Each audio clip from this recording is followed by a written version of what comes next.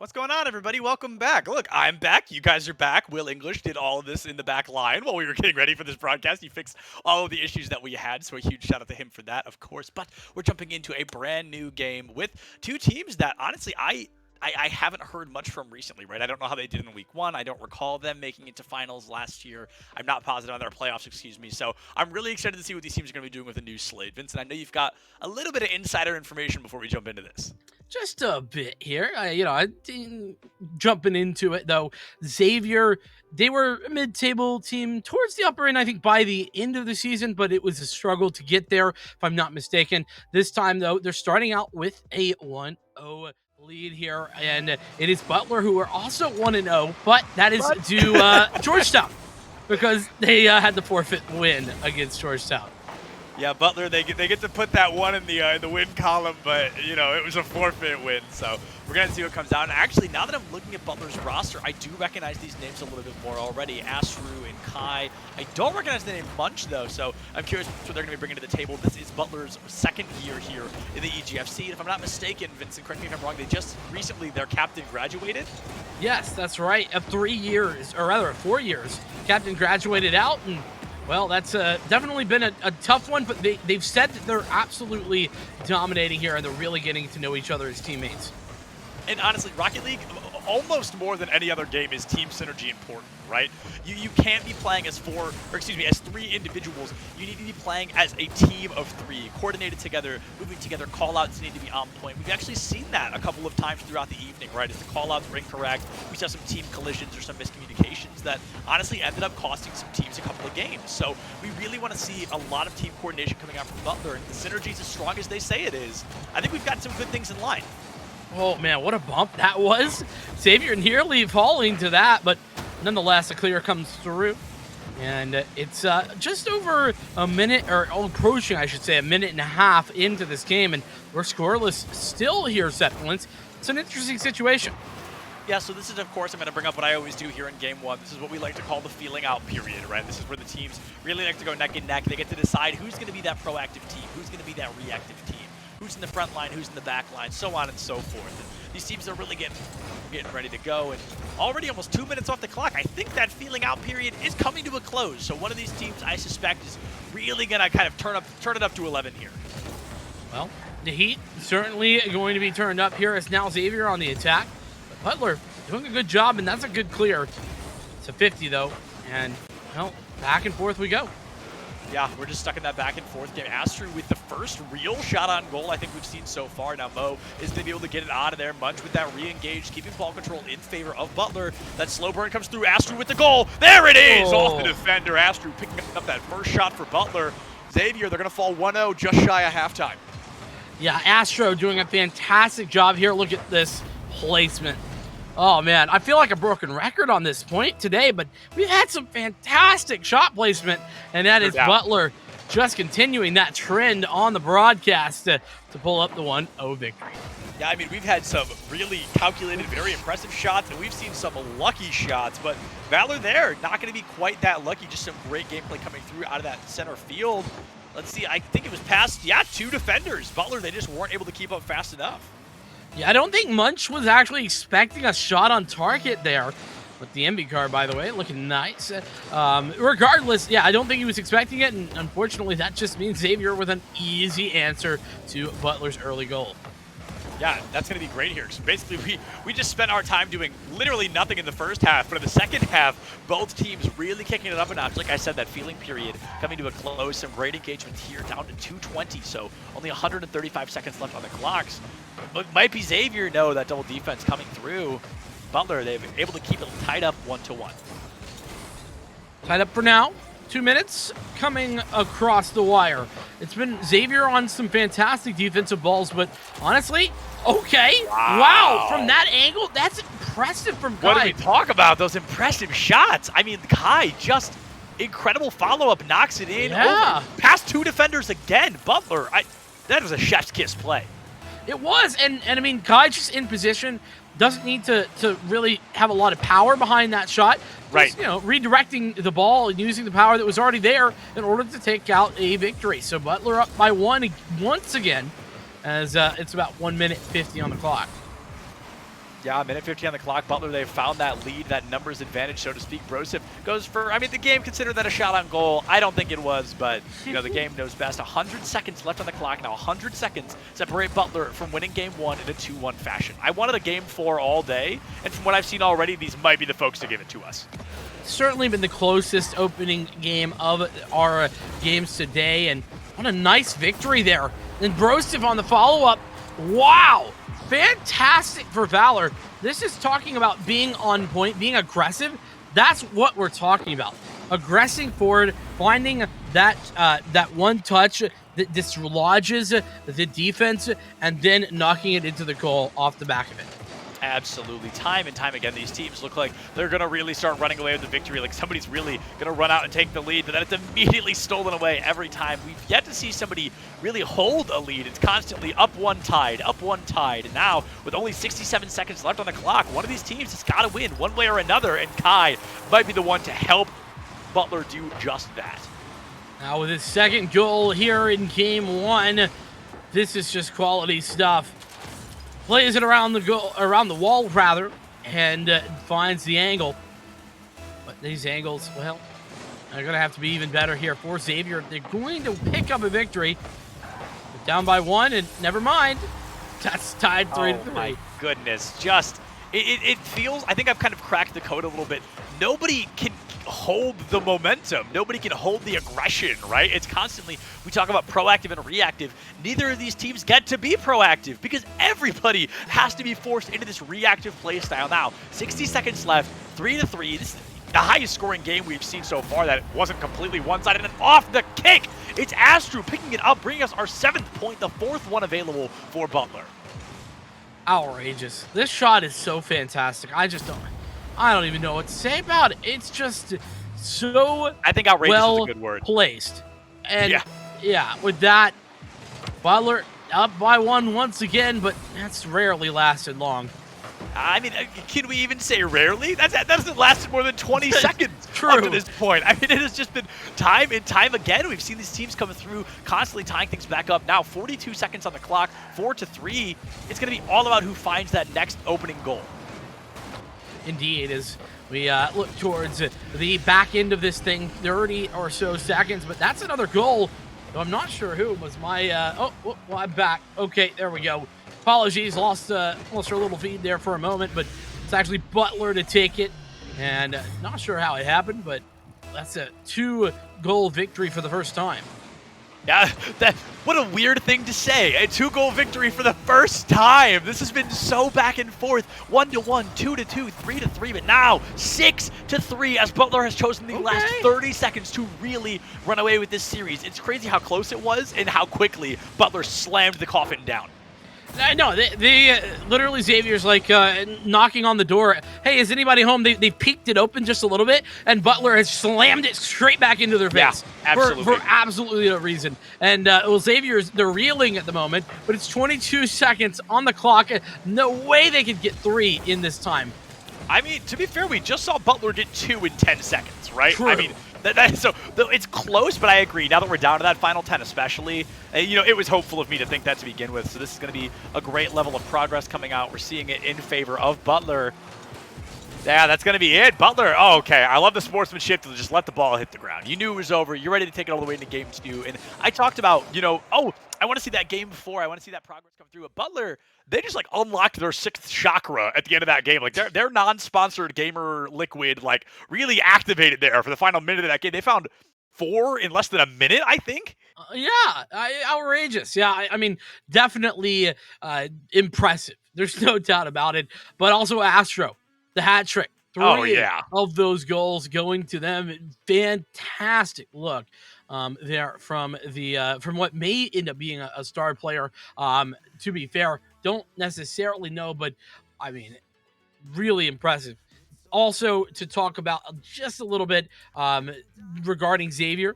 Listen, they didn't pick up the victory there at the end, but I don't know what happened to Butler. I don't know, like you said, non-sponsored gamer juice, whatever it looks like.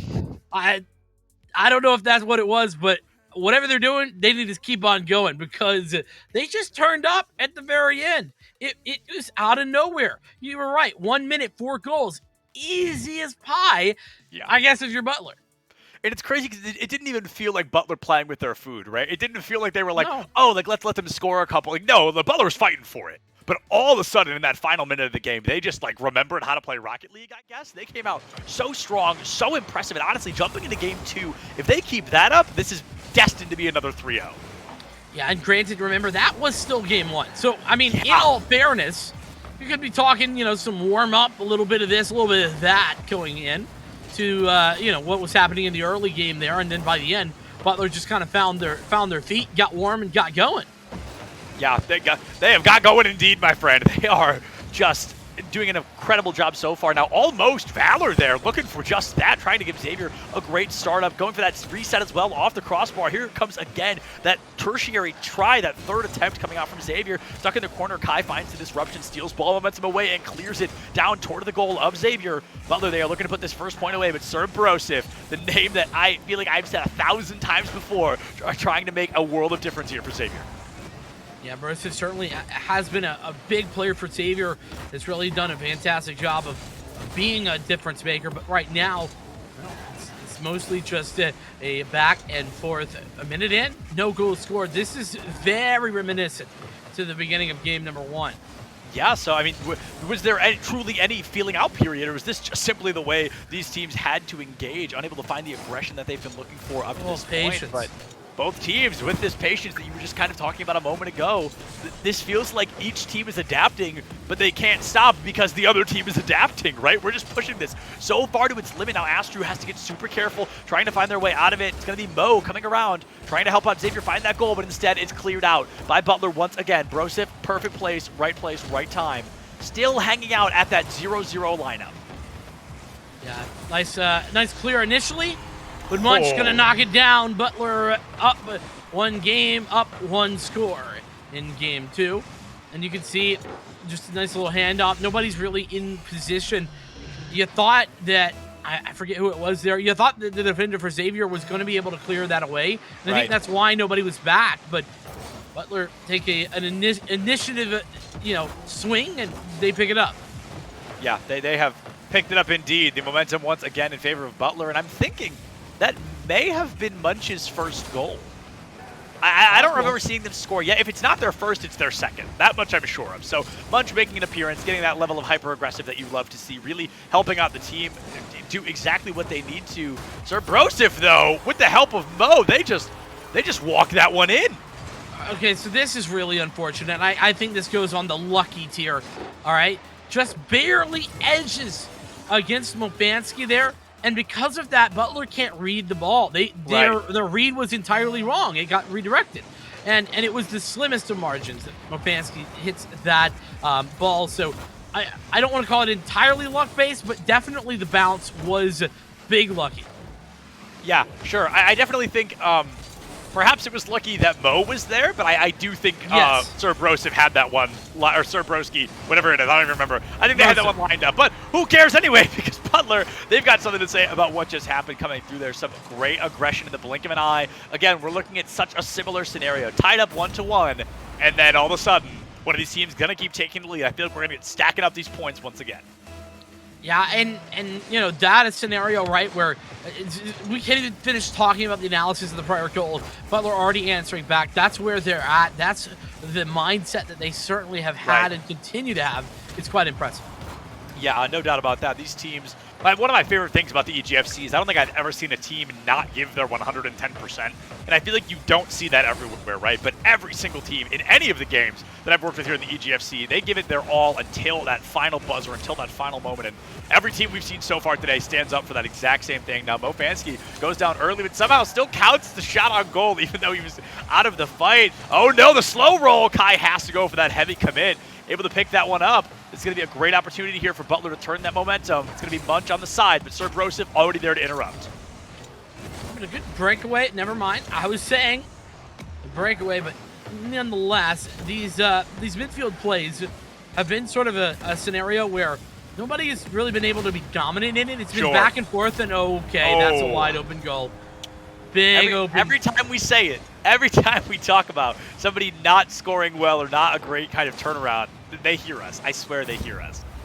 I mean, that's just a very nicely placed shot from midfield. Astro just says, hey, look, there isn't anybody back. That's the old chipperoo over the shoulder, and there's nothing they can do.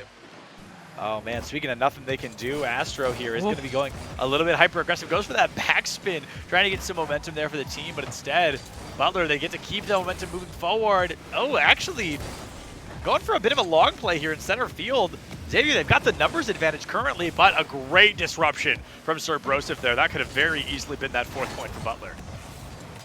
Feels like really Butler just kind of edging along here. Everything an attempt, everything awful close to that 4th point that you're talking about. Nice little center ball there from Mafansky, but it's not going to be enough. Yeah, not going to be enough quite yet. These teams, I feel like they've been so neck and neck, but somehow, some way, Butler, they really get to turn this one around. I mean, with the lead they have with 35 seconds on the clock, excuse me, and it feels like it's so hard for Xavier to get back in here. They've already been struggling on the attack side of things, and they continue.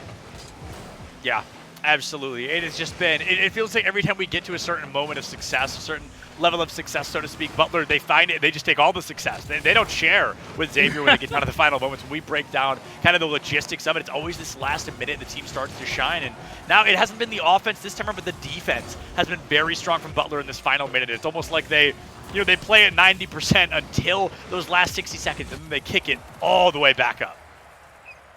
You know, it's one of those moments, right, where Butler, they take the last little bit of energy that they've got, and they're putting it all in at that last moment. Whatever that is, it's working brilliantly. It's 2-0 here as Xavier. Well, I thought that they look strong coming into this thing. I agree. You know, in fairness, it was a very close series that they had against, I believe it was DePaul in the first week, right? And, you know, fair enough. Yeah, it was a 3-2 series against DePaul. Dang. So it was very close, but they were able to pull out the victory. And I thought that really would mean that they could then work off the back of that. But right now, it's just been Xavier on the back foot.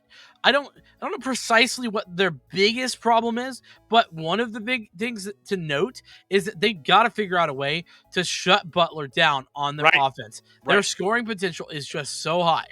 Yeah, absolutely. The scoring potential is insanely high, and if Xavier can find any way to shut down Butler, like you said, maybe it's a little more physicality, maybe it's a little more demolitions, maybe take the ball into the sky a little bit. I feel like we have not seen a lot of aerial gameplay, so maybe just switching something up here could really catch Butler kind of off their guard a little bit, off their footing, so to speak. And I would love to see Xavier take us to a game 4. It's feeling like we're going to get 4 3-0s in a row, but fingers crossed, Xavier, they're my saving grace to bring us to a game 4.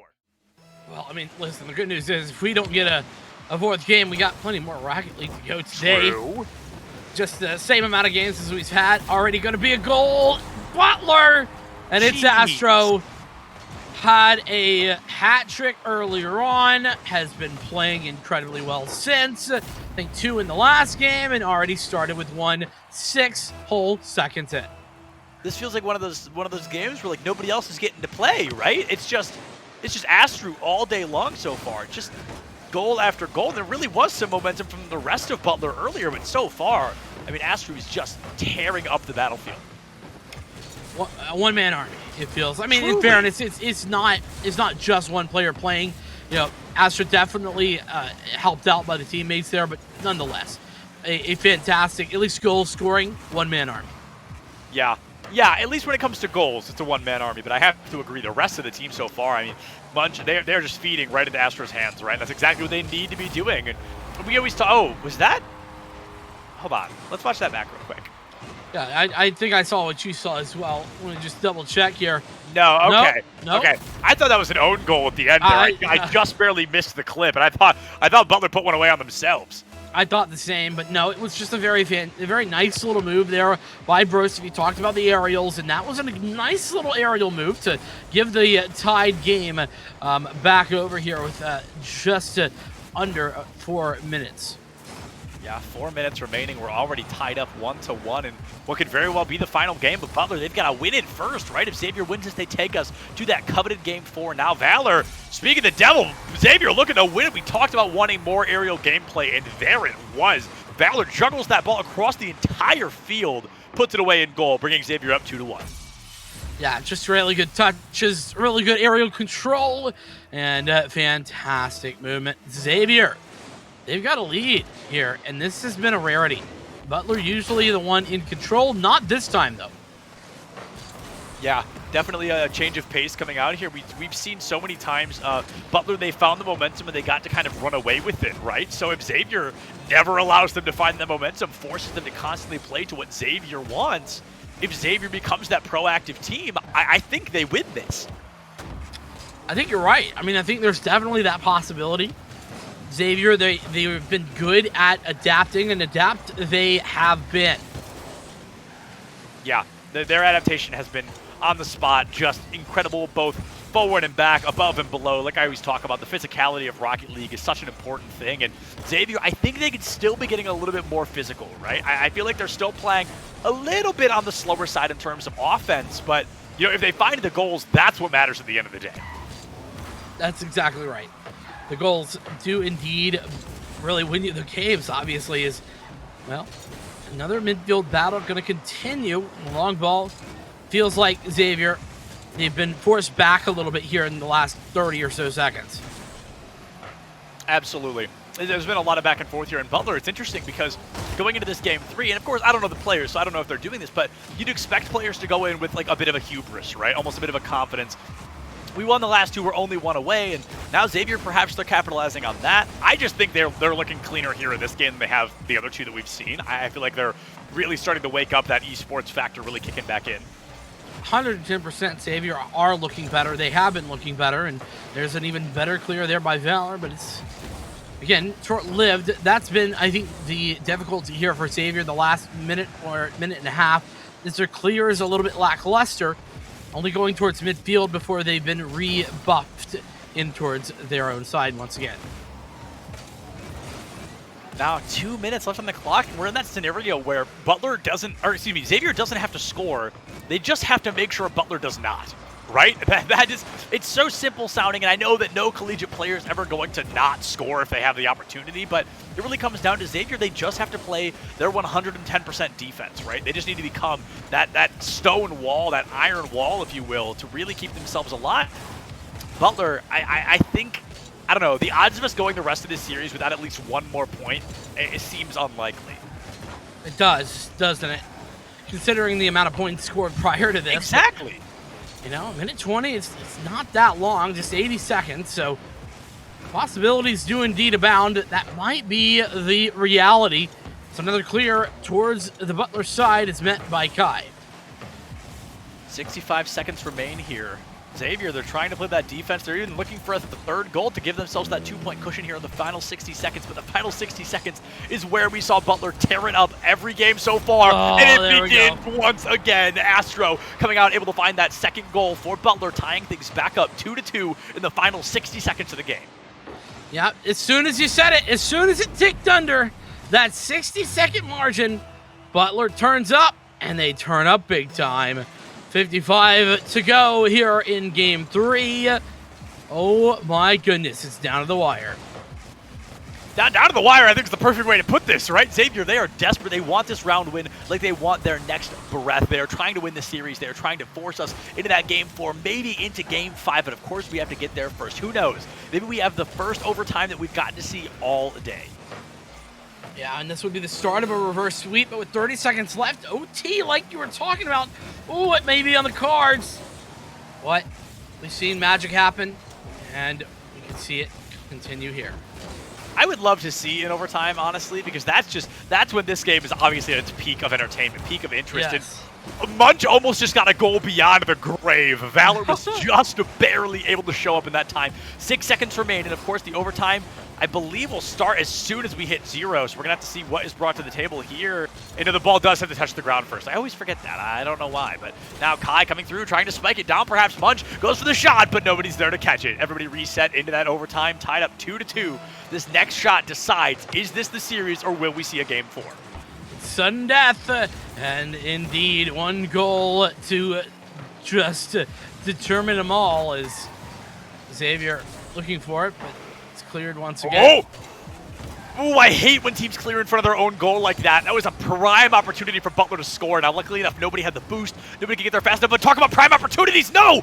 Oh, I thought Valor had it, but Astro, perfect timing. Now here comes Mo, rocking the Batmobile, trying to keep the ball alive in the back third of Butler. That tied up back-to-back. The momentum stolen once again. Kai into Astro, into the midfield. This is going to be it. This is going to be that shot on goal opportunity, but no! Stolen away once again! Kai steals it back. The tap in, no. Mofansky is going to be there to keep the game alive. Munch goes for the setup off the side of the goal, and nobody's there to catch it. Oh, is that it? No! Kisses the left of the goal. Valor with the save. I'm on the edge of my seat on this one. I got some goosebumps. Is that it? Oh, Kai! Oh, come on! So close! Kai so close yet so far away. Xavier, they have turned their defense up to 100 here. They are not letting a single attempt get through. Kai goes a little bit wide to the left of the goal once again. Here it comes, Kai for that secondary attempt. The double tap. No, he misses the ball. Oh, that's tragic. Now a minute 15 into OT, still anyone's game. Xavier now look towards the attack, but it's a 50 in mid, and Munch gonna get that control. Shots on goal, so many of them here for Butler. Xavier, they need to turn this around. They need to get their opportunities in. Yeah, the opportunities are exactly, of course, what these teams are looking for. And Xavier, they have just turned their defense up to 11. Now we need to see that same progress with the offense. Butler, they're just staying aggressive as always, blocking when they need to, but scoring when they want to. Just intense aggression coming through all the way. Mofansky finds the ball center field. Now here comes another attempt. Oh, great demolition there from Astro. Gives that 3v2 advantage for just a moment of ball control for Xavier. Tied up for Sir Broseph. Munch goes for the shot. Mofansky, right place, right time, keeping the dream alive. We are now 2 minutes into overtime. I literally have no idea which way this is going to go. What a missed opportunity there from Munch. It looked like if he'd have been able to get his body around that just a little bit more, it could have been on target, but not going to happen. As Butler looked to re-attack. Oh my goodness, down to the 30-second mark as well, and 2.5 minutes in. Oh, it's going to go to the right. We're getting to that point where, like, overtime was interesting, but we're half a fourth game into the series. We really need somebody to put a point away here. This is going to be that hyper-aggression. Now, again, Butler, all 3 of them alive, but it's stolen away by Valor in that final moment. Sir Broseph goes for the setup off the right side of goal. Where's the follow-up? There it is. Where's the defense? Is Kai going to be able to make it? Going to be knocked away by Valor, unfortunately. Kai there to save the day. 3 minutes into overtime. Somebody has to walk away with a win. Yeah, and well, somebody wanting to maybe be Butler. Munch going to be there for the defense once more. This defense here for Butler has been on top of things. Oh, and it continues. Kai with a big clear and a big touch. Sir Broseph just trying every trick in the book, and none of them have been able to land quite yet. Here comes a secondary attempt, but already stolen away by Kai. Quick as lightning in and out the door. Here comes some more action coming out. Astro trying to make that appearance. Somebody's got to score eventually. We are now almost 4 minutes into overtime. And if Xavier scores, if they win this game, we've got to go at least to a game 4. So we're waiting for Butler to put this one away to end the series. But Valor in the right moment. Astro cannot catch the ball. Going to go straight up. Here's that versatility, that momentum upward that we're talking about. Stolen away already. Valor into Sir Broseph. Kai not able to find it. Oh my goodness. Come on, Sir Broseph goes for that attempt. Goes for the bounce. Is that it? Oh! Off the corner, off the crossbar. Whew. I'm running out of energy here. I'm running out of steam. Oh, man. I mean, I can feel the tension in the air as Butler. That's an open goal. No way, Fowler with a fantastic save. Saving the game for Xavier for now. Oh, man. This has been so back and forth. These defenses have been nothing short of flawless. These offenses just cannot break the walls down that have been created before them. Another center ball there. Oh my goodness, so close. And now it's back to Butler. My goodness, it's just being passed back and forth so much. I literally cannot. I'm like on the edge of my seat. I'm like shaking a little bit. I don't know if that's my blood sugar or what, but either way, I am hyped to see how this game ends. We are entering the 5th minute of overtime. We are a full 4th game into the series here. Butler, they've got ball control. Serbrosian with a great momentum to swap, but here comes Astro. Desperate to turn this one around, keeping it in the back third of Xavier. An open goal here. This needs to be caught out. Mofansky! Oh, the crossbar going to be able to catch it. There it is! 5 minutes and 2 seconds brings us all the way to game 4. Xavier taking the 3rd set, 3-2, 5 minutes into overtime. Holy cow, 10 whole minutes of gameplay. Oh, man. And Xavier picking up. They deny the clean sweep for Butler. Wow, absolutely impressive here for Xavier. What mental fortitude that they have had to stick into that game, to continue with the impressive defense all the way through. I am flabbergasted that they were able to hold on, and even more impressed that they continued for so freaking long. Yeah, I mean, flabbergasted, bamboozled, dumbfounded, whatever you want to call it. It is simply amazing. They held on. I loved what you said. The mental fortitude of a 5-minute overtime, a 10-minute game.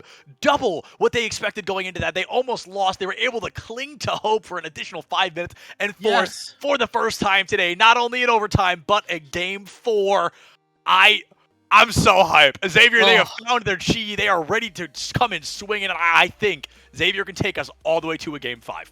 Oh, man, the hard part here is, number one, who's mentally drained from that? That's the real question, right? But, I mean, you and I, we're here in the commentary booth. We're not even playing the game. We're not even focusing as nearly as hard as these players are. And we're feeling the drain of a extended OT like that.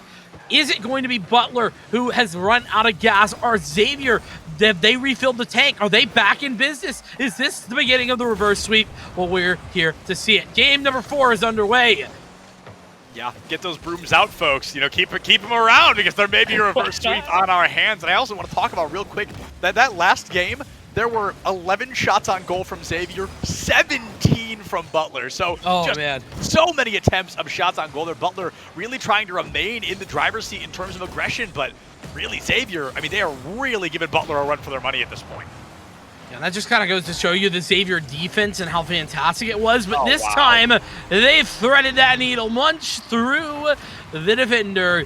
Nice little attempt, and unfortunately, Broseph kind of bumping the ball up there.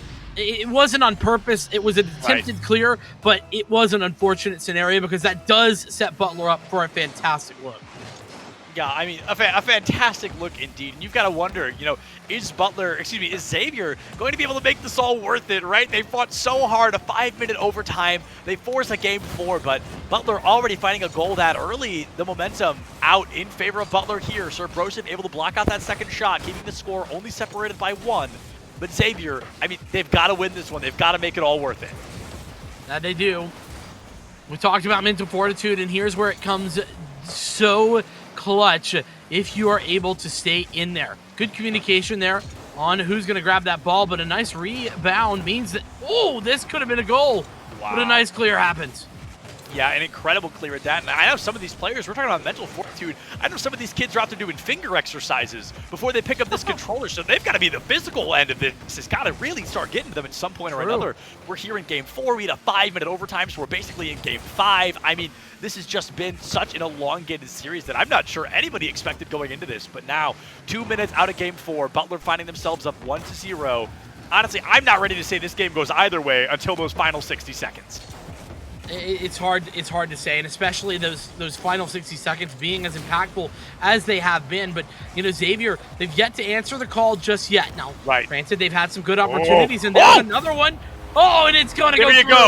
There you go. Your wish is their command. Able to pick it up immediately there. That was such a clean pass as well. Mo realized they couldn't get it, and Serbrosian said, "Hey, I can." Put it away. Able to tie things up 1-1 here. And again, I'm not ready to write anybody off until we are deep into those final 60 seconds. No, I'm right there with you. That's been the reality here the entirety of this series, and it's been a fantastic one, a close one, and an impressive one. Butler, it might say 2-1, but this has just been so close. And we've got to think every game has been so close so far, which doesn't sound real because it was a 6-3 in the first game, but they scored 3 of those in the last 40 seconds of the game. So it was so close up to that point. Xavier, they won only by a single point in a 5-minute overtime. I mean, these have been so neck and neck so far that I think there's a world where Xavier takes us to that game 5. Yeah, I definitely think that's a possibility. But that reverse sweep, well, they're going to have to come through this game first.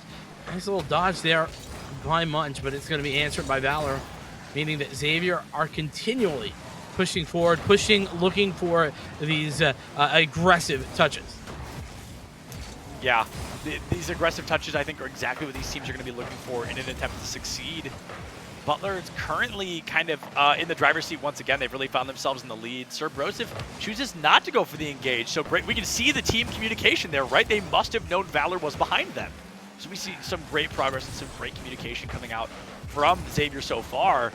Butler, I feel like they're just such an aggressive team, such a pedal to the metal team that it's really getting tough when Xavier's starting to adapt to the plays they're bringing out. Yeah, I think we can see that happening in real time based on how many more midfield battles we're seeing. Right. Before, it was a lot of Butler on the attack and staying on the attack, but now Xavier, they've sort of learned, they've made adjustments, and they're going for these more aggressive balls, and it's showing. Absolutely. Going for these more aggressive plays from Xavier is making a world and a half of difference. We talked about that in the beginning as well. We commented on how they were playing a little slow. Their defense seemed to be kind of their strong suit, but the beauty of Rocket League, you cannot win this game with just a good defense. You need a strong offense. Xavier, they are really trying to show us that they do have that strong offense in their back pocket. Well, I'm going to have to show a little bit more here. 40 seconds on the clock. It's still 1-0, that complicated 0-0 like you like to say. I love it. Oh, man. Oh! What? The double tap, is that what it was? I think so. I literally need to watch that back. Hold on. Broseph into Valor, into Serb. Wow, clean as a whistle. Into the ground. Kai wasn't able to catch it. Xavier, they're up 2-1. There's 35 seconds left on the clock. This man just served himself up, but alley-oop. He really did. Outrageous from Xavier. Clean as day, coming through, like you said, served himself the alley-oop, does not need the teammate for that double tap, for that follow-up, and now Xavier, they've just got to play smart, they've just got to play careful, and it doesn't matter. Broseph, he's actually decided that he's bored of losing, and he wants to force us all the way into that game 5, putting a 3rd point online, 20 seconds left for Butler to respond, or we're going to game 5. He said I can do it with my left hand too. Don't you worry, I can go left, I can go right. Xavier, they are going to be pushing us to a game 5. I feel it. It's 20 seconds left. Butler going to have to pull some craziness to stop this from happening. Butler's going to have to pull just the play of a lifetime here to keep this game 5 from happening. But folks, if you are a Xavier fan, I'm going to say it again, get those brooms ready, because if this team keeps up, we are looking at a reverse sweep. Oh, and no, here we go. It's happening. We are asking for it all day long, Septilence, and we're getting it here. Now, this would be a storyline of all storylines. Remember, I said, guess what Xavier won last week? It was a game 5. It was 3-2 versus DePaul. Wow, what a storyline if they were to bring it back once again and pull off another situation where their game 5 victory reverse sweep fashion. I want to make like a reference to Smash Ultimate, but I don't think anybody's going to get it. I want to call them like the MK Leo of Rocket League, because he always loses the first 3 games and then comes back and reverse sweeps every single time. It's like his shtick, if you will. So that's really what we're feeling out from Xavier so far. They lose the first 2, super close both times. They win I've literally lost track. They win the 4th game, super close, super well-handed there. And OT? Now... Yeah, that's the 3rd game. That overtime really messed me up. They win the 3rd game in that overtime by a single point, 5 minutes deep. And now game 4, they win by 2 points, bringing us all the way to that coveted game 5. Let's see if they can walk away with a 3-2 victory 2 weeks in a row. Man, that would be incredible to see. I mean, what a privilege to be here to watch it twice in a row, too, to be honest with you. I was there last week, and we're coming in this week for it as we're getting underway here. Somebody's walking away a winner. But at the end of 5 minutes, who will be ahead? It feels like it's anyone's game. Maybe Xavier have the advantage considering that they've taken the last 2 maps in a row and that overtime. Yeah, when it comes down to advantage here, it's kind of a tough thing to analyze, but it really comes down to momentum, right? And Xavier, they've got the lion's share of momentum. They won the last game, not only by a point, but by 2 points, and they've won 2 games in a row. So they are coming in hot. They are coming in ready to walk away with another 3-2 victory. We asked for a game 4. We got a game 5. We basically got a game 6 with a 5-minute overtime. Half a minute already off the clock, 0-0. I truly have no idea which way this goes. It's impossible to call. Literally no way to know. And with that, I'm not even going to try to make a potential guess at all. It's been a bit of a slower start here. Some shots from farther distance, none really close to going in, but nice and on target. I will give both of these teams that. Their long shots have been quite consistently on target early on in this game. For sure. And kind of going for those long shots is a dangerous thing. I mean, that's definitely not something we see often because you are, in a sense, if you miss the goal, you're giving up ball control, right? You're almost handing it away. So we definitely don't see teams bring that to the table super often, but, you know, if it works, it works. And if you don't get scored on, who cares you did it, right? As long as it works out at the end of the day, that's really what we're going to be keeping an eye out on. That's right.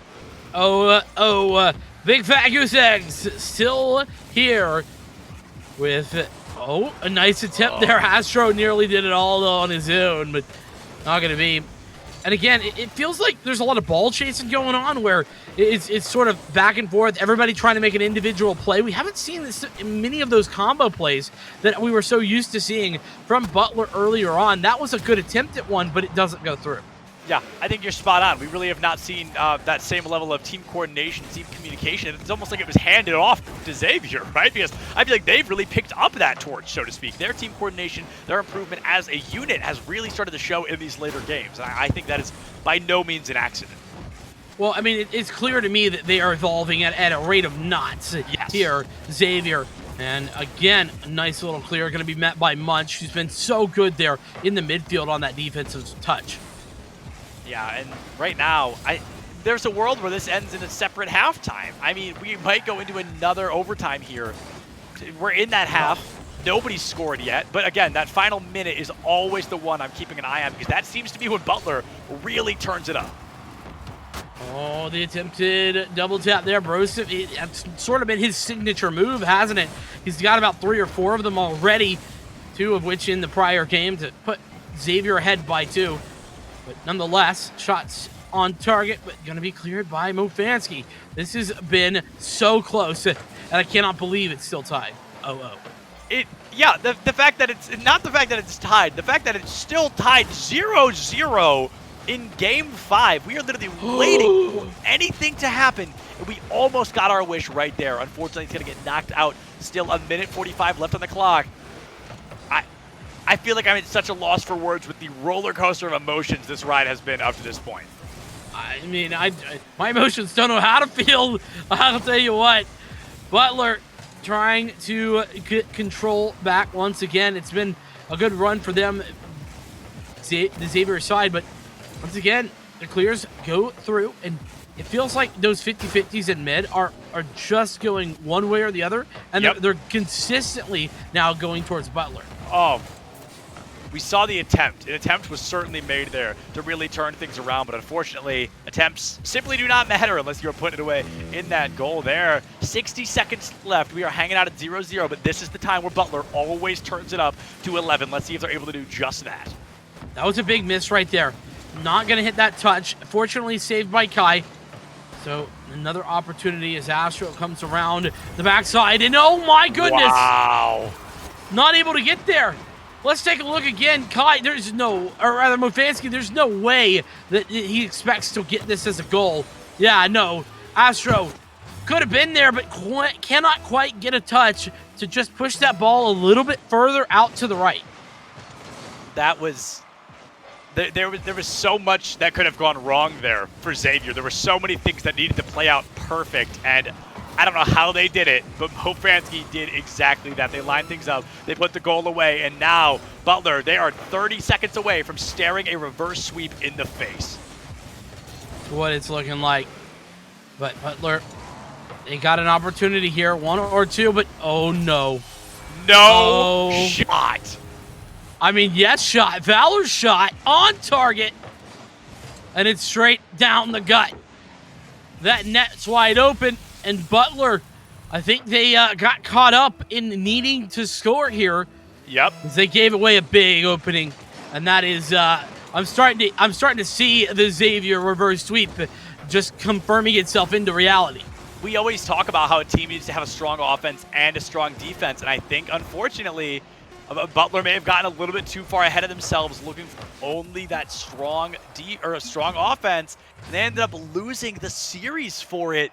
Xavier with the underdog story of a lifetime, coming out with a 3-2 victory over Butler there.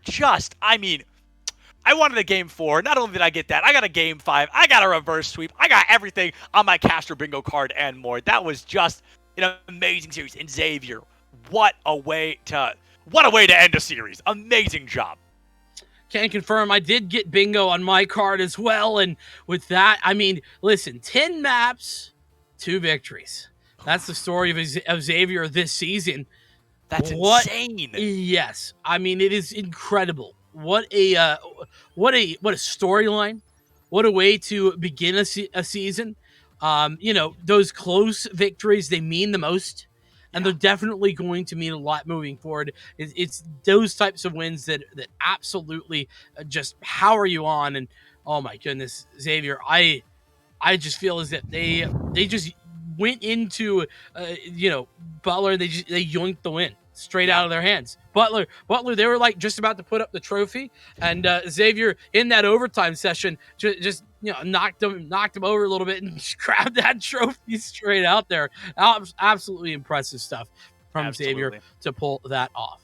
Yeah, absolutely. And normally we wouldn't be able to do an interview right now because, we're way behind schedule. But fortunately enough, the teams that are coming up next aren't quite ready. So we are going to get to do an interview here with somebody from Xavier in just a minute. We'll be right back with that interview. Don't go far.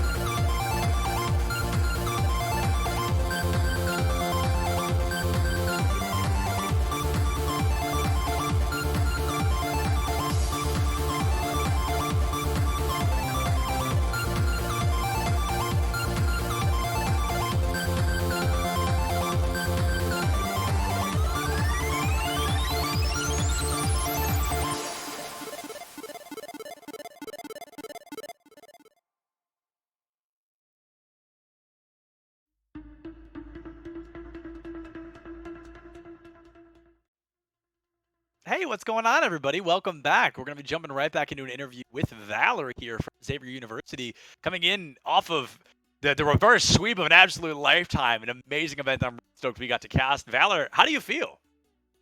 Nervous, man. Kind of shaky. Oh, I mean, yeah, is there any other way to feel after a reverse sweep 3-2 here in week 2, by the way? Second time you've won 3-2 two times in a row. So I wanted to ask you, how do you feel kind of about the rest of this season? How do the odds feel for Valor just kind of moving forward? A lot of good teams this year. Not underestimating anybody. Playing everybody Absolutely. to like every game is a game 7, game 5 for us. Yeah, I mean not really any freebies. So we're taking every game seriously and playing our hardest.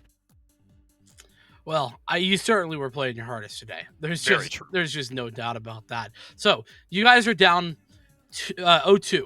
Butler takes map 1 and map 2 here in the series. In the communication there, what are you guys saying to keep each other mentally in the game headed into game 3? We were just kind of trying to keep a positive attitude. It's pretty easy to get into a bad mental, especially down to it like that. But overall, just we didn't believe that we couldn't have won of any of the previous games. Like we were just trying to figure out our own mistakes and capitalize on that, and just bring it a new energy into game 3, just like any other game. All right, and then the follow up to that, I feel like it's obvious. So game 3 goes 10 whole minutes. You finally pick up the victory in overtime. Going out of that one, I mean, it had to be mentally exhausting. How the heck in 2 minutes or so do you guys reset and get ready to continue what ends up being a reverse sweep? Well, unfortunately, we tend to find ourselves in this position a lot. Xavier Rocket League, that is, in these kind of reverse sweep positions. So can't say we're. I don't want to say we're accustomed to it, but kind of. But really, like, just deep breaths and trying to clear out any negative energy and continuing on. Yeah, absolutely. I got to say, I love to hear the PMA. Coming off of a 3-2 two times in a row, you've still got this incredible positive attitude, so I really do appreciate that. That's not a question. I just really like that about you, Valor. But anyway, the last question we have for you, a very simple one, like I always like to say, pulls us out of the game a little bit just to talk to you. Is there anybody that is kind of, in your corner that you'd like to support or thank while we've got you here? Yeah, I mean, of course, all the roommates all the time, man. The homies, they're always here supporting us, rooting us on, and especially the club. Yeah. Our club has grown substantially over the past couple of years, which has been awesome. A lot of players who are coming in and really want to play and have a great energy for like the community aspect of it. So they've been watching us, cheering us on. It's been a fun time. Absolutely. Well, Valor, thank you so much for joining us. And please tell both your teammates, we only get to talk to one of you guys, but tell them huge congratulations to you guys. Will do. Thank you, guys. Thank you.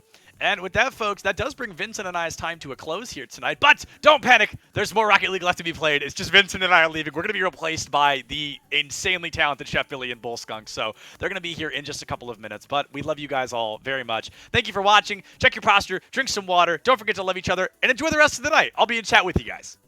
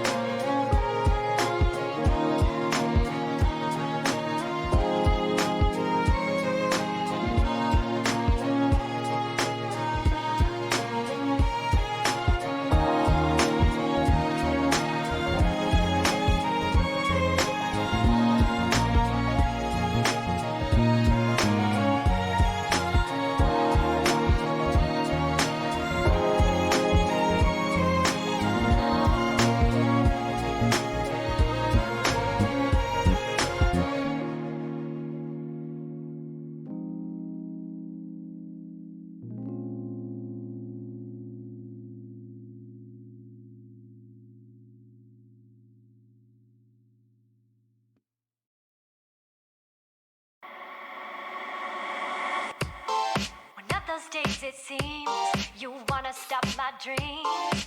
Trying to get my team to give me up for free. But obstacles I've won through everything I've done got me to this stage to rock this cabaret. You say that I need you, cause I am so brand new. I thought it might be true, or what am I to do? But then I look into your eyes, and all I see is your fear. So no, I won't buy your compromise. Get over yourself. Get over yourself. Get over yourself. Get over yourself. Get over yourself. Get over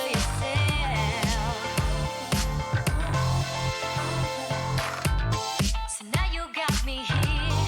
You think you got me worried, telling me keep waiting, but don't hurry, I'm debating. Look around, I see so many just like me, but it is unlikely they're really just like me. Try playing with my mind, but I'm one of a kind, and I know it's my time. I'm about to shine. Go ahead and try to find someone as good as I know you won't. Get over yourself. Get over yourself. Get over yourself. Get over yourself.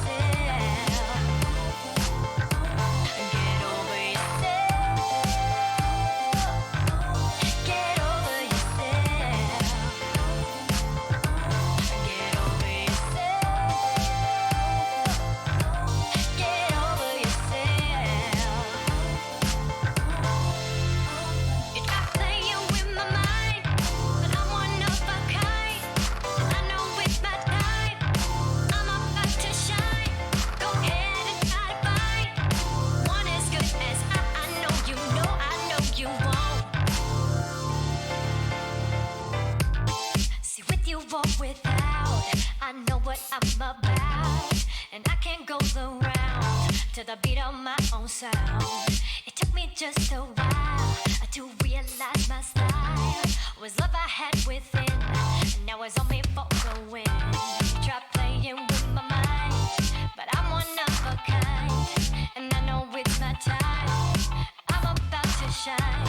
Go ahead and try to find someone as good as I know you won't. Get over yourself. Get over yourself. Get over yourself. Get over yourself. Get over yourself. Get over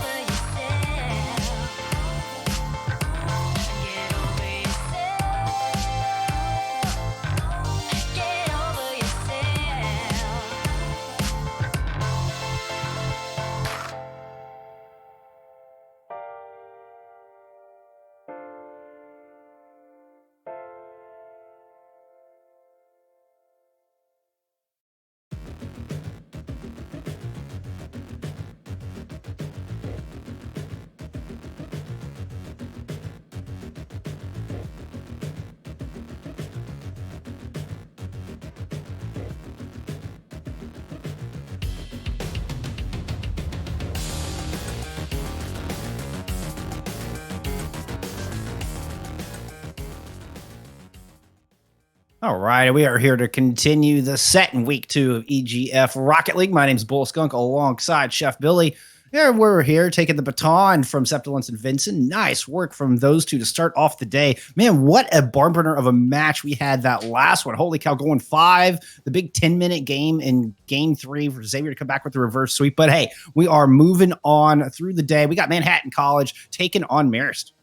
Well, we haven't had a chance to see Marist yet, but we did get a chance to see the newly revamped Manhattan College from last week, the Jaspers. Got a chance to talk to Robitussin in our interview last week. What a joy to talk to them. Oh, my word. He wanted to talk forever. We're down to hear you again. Are we going to get the same performance that we saw last week? You know, they were talking about how they did not want to be that team from last season that didn't win a match on their own. So they came out the gate swinging, put it to Quinnipiac. It was a bloodbath. There's no other way to put it. They just absolutely found the jugular and ripped for 3 straight sets. Yeah, Robitussin said that they are coming in hot this year, and it showed. They're in game 1. Super Eyeball came out with 9 goals in the set. Robitussin himself had 9 goals in the set. I mean, it was an outstanding performance. This is a 3-game series, mind you, but they're up against some tough opponents today. Maris are your 2-time defending champs of MAC and have the 2-time MAC MVP in Tone. Unfortunately, it sounds like Tones has been struggling with some health issues. So we'll see if they're up to full par as we head to the pitch. Off the kickoff, Super Eyeball already getting first touch. This game's underway, Billy.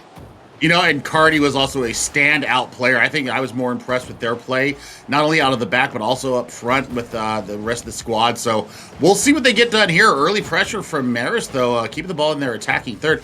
Maybe the rotations are a little bit weird here. They don't look as clean and crisp as we saw them last week.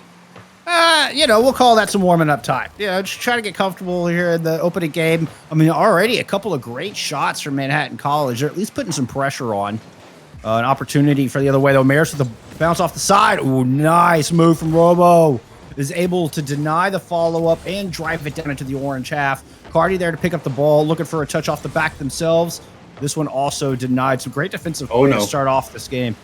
Yeah, a little bit of a whiff there coming out of Robitussin, but it gets back. Plenty of time to stop the ball from going into their net. A minute off the clock here, Jeff, and it's just not very exciting so far. We've had a couple of decent chances, a little bit of poke game here and there. The demolition is definitely welcome, though. Yeah, it opened up a bit of an opportunity. We see Bunny on the pitch right now, was able to try to drive it down, at least get it out of that corner, but immediately Super Eyeball and company proceed to continue to put shots on goal. Robo with one up high, forced a position there. Fortunately, it was a long loft from Cypher, and there's no follow-up on that shot. You know, we were promised a new player here from Walter, a.k.a. Robitussin, and yeah, I have not seen the player yet. I feel a little jilted there. Oh, wait, we heard there was a new player. Morals was joining the squad, so we don't see the new addition on the pitch just yet. Hey, that could change, but with the synergy that these three had last week, I'm not surprised to see the returning crew taken back to the field. That shot, fortunately for Maris, went high because there was nobody back to defend it. Yeah, there's just a little bit of rotational issues going on right now. I think that they just aren't as clean as we saw last week. Maybe Quinnipiac was just a little bit easier to deal with and digest, but you know, we'll see what they can bring together here. They're starting to kind of get it together in the back, but that's a shot on goal and in. Oh, 2 people just caught flat-footed in the goal. The defenders of Manhattan College just could not quite get to that one. Bunny, the newcomer in. We're not seeing the 2-time MVP Tones on the pitch. It's Bunny coming in and opening things up with the first goal. Yeah, and I mean, almost at halftime to boot. So, you know, it's been kind of a back and forth, little stalemate battle here. And, you know, they get the opportune moment and go ahead and clutch it. Robitussin pushing deep. I like that aggressive play. Just not seeing the third person there coming into play. And it really has just been a battle for possession so far. Oh, that one over the top. Oh, wow. Narrow save there for Robitussin. Able to just keep the lead at 1 for Maris College at the moment. Cypher trying to muscle through, but can't quite sneak it past Super. Already taken to the corner. Cypher just robbed him of that mega boost in that corner, and it slowed things down for this attack. Big shot in. That one finds the corner. Cardi able to tie the series. I think that's an unfortunate deflection. I don't think it was necessarily a shot. Oh, I guess it was. I thought it. Oh, that's clean. Okay, I thought it took a little deflection going on the way in there, but man, seeing a goal there from Cardi, he levels us up. 120 seconds left on the clock. And now, you know, maybe that will get them woken up. Maybe the espresso's going to start flowing in their veins. Robitussin trying to get back. Fortunately for him, that ball was not quite on target. Looking to knock it into the corner, try to not let the ball fall into the danger zone. Cardi there doing the same, able to lob it over the attackers. But Cypher there to keep the pressure on is going to force it into the back. Super Eyeball with the touch, but the ball finds in a dangerous spot. Bunny capitalizes. Yeah, that goal was brought to you by a horrendous back touch from Super Eyeball, just setting it up into the path of Bunny there, and Bunny finds all the joy in the world. Pew, pew, pew, right in the back. Cardi tried to come across and get in front of it. Bunny with just a nice little hesitation, didn't rush the shot, and even was able to kind of knock it down and make sure it went under the defense of Cardi. It was a beautiful finish there from Bunny, who scored their second goal of the game. With just under 90 seconds left, Robitussin driving down, but it's going to get stolen away. Yeah, I mean, they had a chance to, maybe juke or maybe do a little bit of a mercy flip, something a little bit other than just trying to drive the ball straight to the goal. But, they're starting to get their chances up here as well. But look at this, triple commit. Now you've got a deep ball into the corner. This is where the pursuit's coming from Maris, and that's why Maris is getting a little bit more advantage on their balls into the corners. Rebel chasing the ball down is going to force it down into the orange corner. Bunny coming out with it, drive it hard. Oh, good 50 for Rotus. It steals it away, pushes it back in, try to create the pressure, see if we can find this tying goal for Manhattan College. Cardi up top, not going to let the ball get cleared. Bunny eventually with the good touch off the wall. Robitussin again with just a little soft touch on the ball. Doesn't get it very far, at risk of losing control. And Cypher with a good boom. Oh, wow. That physicality from Cypher almost netted Maris a go-ahead goal. As it stands, there it goes back the other way. And an opportunity for the tying goal as we approach the dwindling seconds of game one. The communication does not look like it's still on point, because you see players diving in after balls. Instead of being able to call them off and say, I go, or, I got it. You're seeing them kind of clutch for the ball and double committing on balls where if they had their space, they would absolutely be able to get a scoring opportunity. And part of that is just because, in the final 30 seconds, you overcommit a little bit and you're down one. And so, you forgive goals like that because you want to commit hard and try to create the opportunity to tie things up. You're going to give up a 0-second goal, but in the end, you would have given up the game one anyway. Maris do take it 3-1 here to start things off. That's a little bit of weird rotations coming from Manhattan College, like what we saw for them last week. Once again, it may have been just the caliber of the opponent that they were playing in Quinnipiac, because Maris is a different animal altogether, but there was moments of brilliance from Manhattan College. So, do I expect them to amp up the pace and the intensity next game? Yes, I think they need to get more physical, because that was something that we saw beautifully from their first game. Maris, their first time on stream this season, looking like champions indeed. They never panicked when the ball was in their defensive third. They were always able to have a third man back in that defensive rotation, and that third man, more times than not, had beautiful distribution of the ball into the opposite corner, what I call by switches. So, I love the switch ball, especially when there's a triple commit or a double commit going on, getting behind the defense and being able to set up from there. They were capitalizing on that left and right. I still consider that just a 1-goal loss. This is your second goal, like I mentioned at the end of that game one. Definitely forgivable. But I think you hit the nail on the head. Maris is just a different caliber of team that Manhattan College has not faced yet this season. So a real test here. And so far, a formidable showing from them. You can't count them out yet. They certainly shouldn't count themselves out.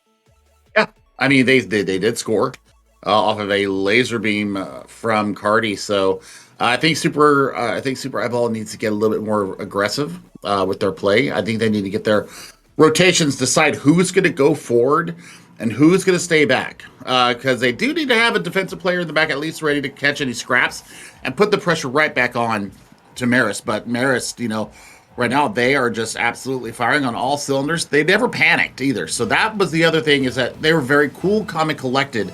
And I'm loving to see that kind of action coming out. Cypher was pretty good. Nebula, we didn't say their name very often, but there we go. Caster Curse right out the gate.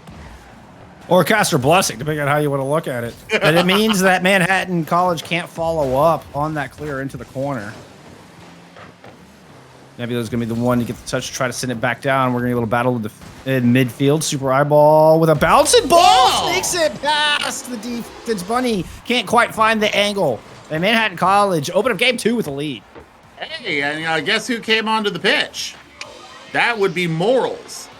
So Morals coming in for Robitussin, it looks like, if I count my players correctly. So we do get to see the new player come on. Cardi, Super Eyeball, and Morals in place of Robitussin. So we'll see what this new player brings to the pitch. Well, hey, if anything, good luck charm. If the first 30 seconds is anything to go on. Cardi bounced it in front. The follow-up still denied as Nebula and Cypher combined for a bulwark in that goal. Now the transition sent slightly wide. And Morals, I mean, that was almost an own goal. Morals was lucky that ball didn't go in. Yeah, the triple commit almost bit them in the rear end. But now, we're seeing the play coming forward. We're seeing them get a little bit more aggressive. So maybe that's what Morals will do for this team, is up the aggression and up the intensity in the offensive third. Super with a nice play on the near post. Doesn't let that one drift in front of the net. Now trying to take it down. Super Eyeball comes up, or loses the challenge to Bunny, rather. And it's still Manhattan College trying to fight to get out of their own end. Yeah, but great little touch of possession there. Look at the little back pass. Go a little give and go there. I don't hate that whatsoever. This has been a lot of time on the blue half, especially considering Manhattan College have the lead right now. But Maris controlling possession. As I say that, they're going to lose it here. Bunny's going to chase it down. Can't quite get a hold of it. And the shot from Morals goes in. Oh, a new player for the squad of Manhattan College. And they get their first goal here in their debut in the EGF. And that's a screamer from the side there. I love the fact that our producer has it on in kilometers per hour. That's about a 55-mile-an-hour goal there. So not too shabby from the newcomer. I'm just going to let that one go. I'm just going to let that one go. Wow. That's the... Wow. Going up top, Morals tried to follow up with another goal, but just Super. Boom. Super with a shot up top, and Cypher with an even better save. All the way at that top crossbar, makes it up there and judges it beautifully. When he tried to get out of there, Super almost answered with another big look on goal. Cardi puts one down. Dangerous bounce. That one sent awry. Mariners holding on by the skin of their teeth at the moment. Yeah, I mean, this is the up ante here, if you will. I mean, they have just started coming out with violence on their minds, and they have gotten a 2-goal lead here as we hit halftime here. Really, possession has started to flip completely into Manhattan College's favor. What on earth happened there? I mean, you end up, look at this, with all three Maris players against the wall, ball right in front of the net. That was as easy a goal as you will ever get, Super Eyeball. To quote Bob Euchre, swing and a miss. That was a whiff of the century there. 3 different Maris players had a chance on the ball and got it out there. Look at this, Cardi starting to feel their oats, starting to get aggressive like we saw in the last game. Yep, driving it all the way down, force the defense to make a play. This is a dangerous bounce. Could be the answer out of the transition. Cardi getting in front of it. Nice stuff. Super Eyeball and Cardi able to get right in front of Cypher and deny what would have otherwise been a great look and an opportunity for Maris to get the goose egg off the board. Trying to get it out of midfield. Morals has other plans. Pushes it back into the corner. Here comes the chase. Eyeball wins the 50. It's going to bounce out in front of the net. Eyeball's with an opportunity. What? Oh, no. Oh, oh, that one just went in slow motion for me, Billy. That one, wow. Maris is counting their blessings at this moment. That was my best attempt at a slow motion no. I can appreciate but, it. I can appreciate it. Oh, it. yeah. Thank you. But shot on goal there from Nebula looking at cleaning up the trash. Oh. Yikes.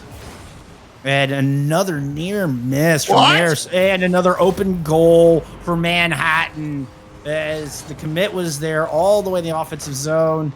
Cardi sneaks it past one. Looked like Bunny was over there trying to get the corner gold.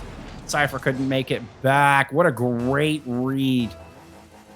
Cardi just broke everybody's ankles there. That was a hell of a flip reset there, and to get out of danger and get the nose on the ball. So, I mean, 4-goal lead.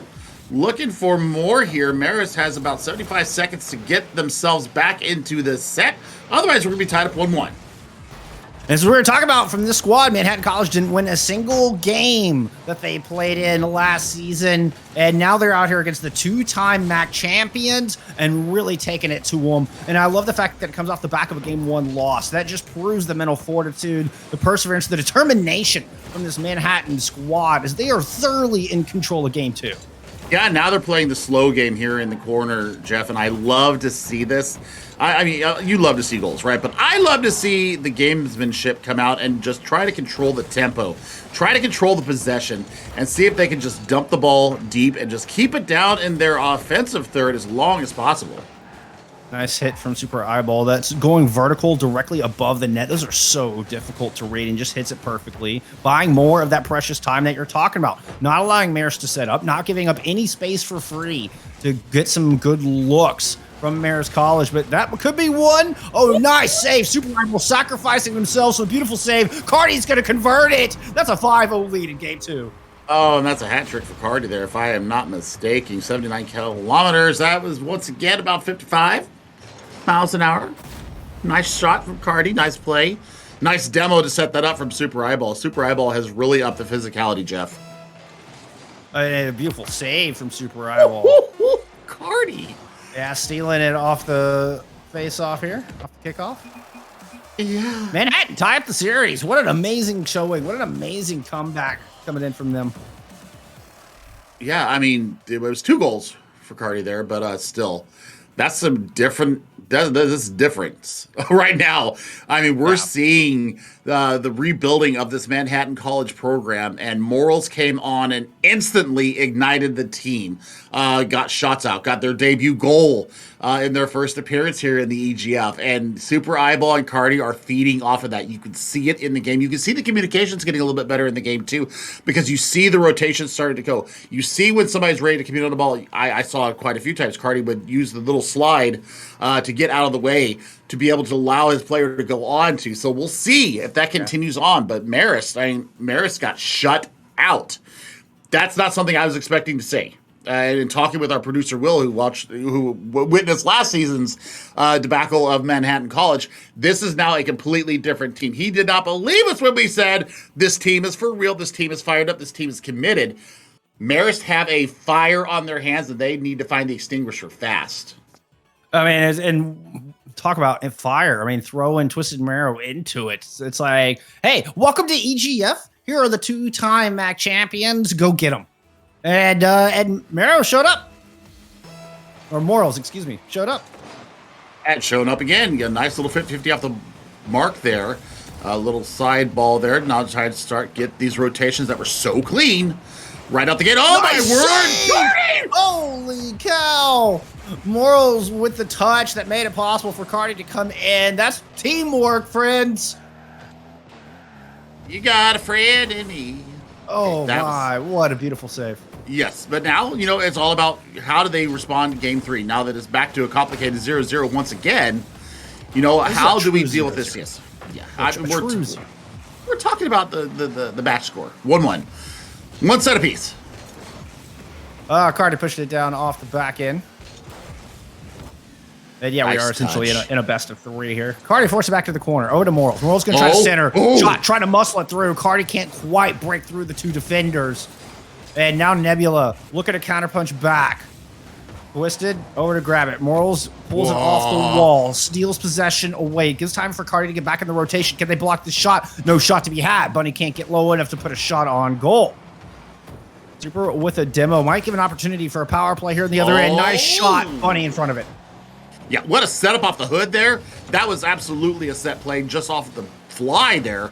So, Super Eyeball, need you to get even more physical here if you're going to keep this up against Maris. And I really need to see a lot more out of Nebula, because Nebula, we see them every once in a while show up, but right now it's been so much of Cypher really dictating the play for Maris that I think Nebula get themselves inserted in this match in a very positive way.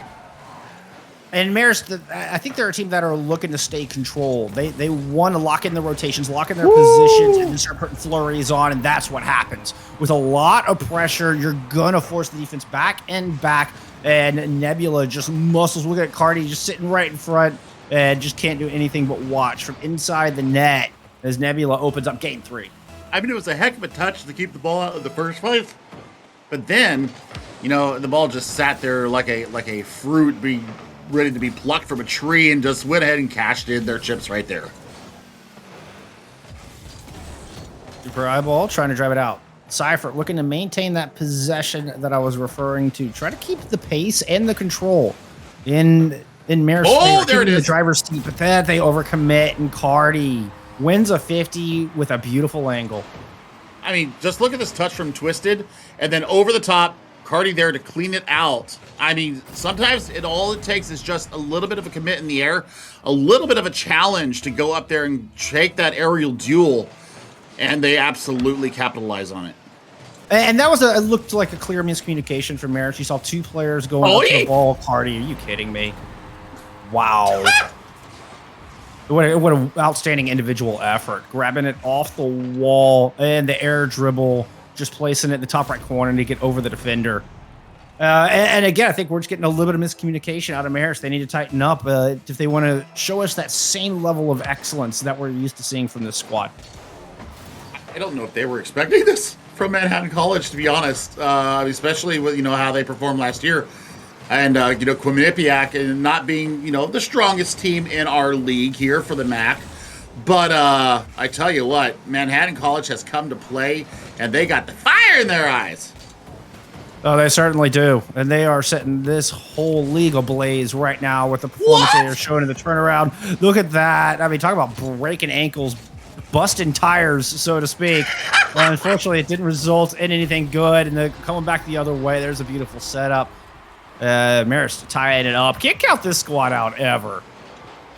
Yeah, that's a bit of a whiff there from Cardi. And Super Eyeball just kind of, lazing around the far post there. And what's not any effective use there on the left side of the goal. It's a tie match. 2 minutes left here in the game number 3. And it is anybody's match. And I hope that goal will wake up Cypher and Nebula and get them moving. Really start putting the pressure on Manhattan College. So you can capitalize on the last 2 minutes. This is going to be the aggression for Manhattan. They can continue to try to throw Maris off their footing.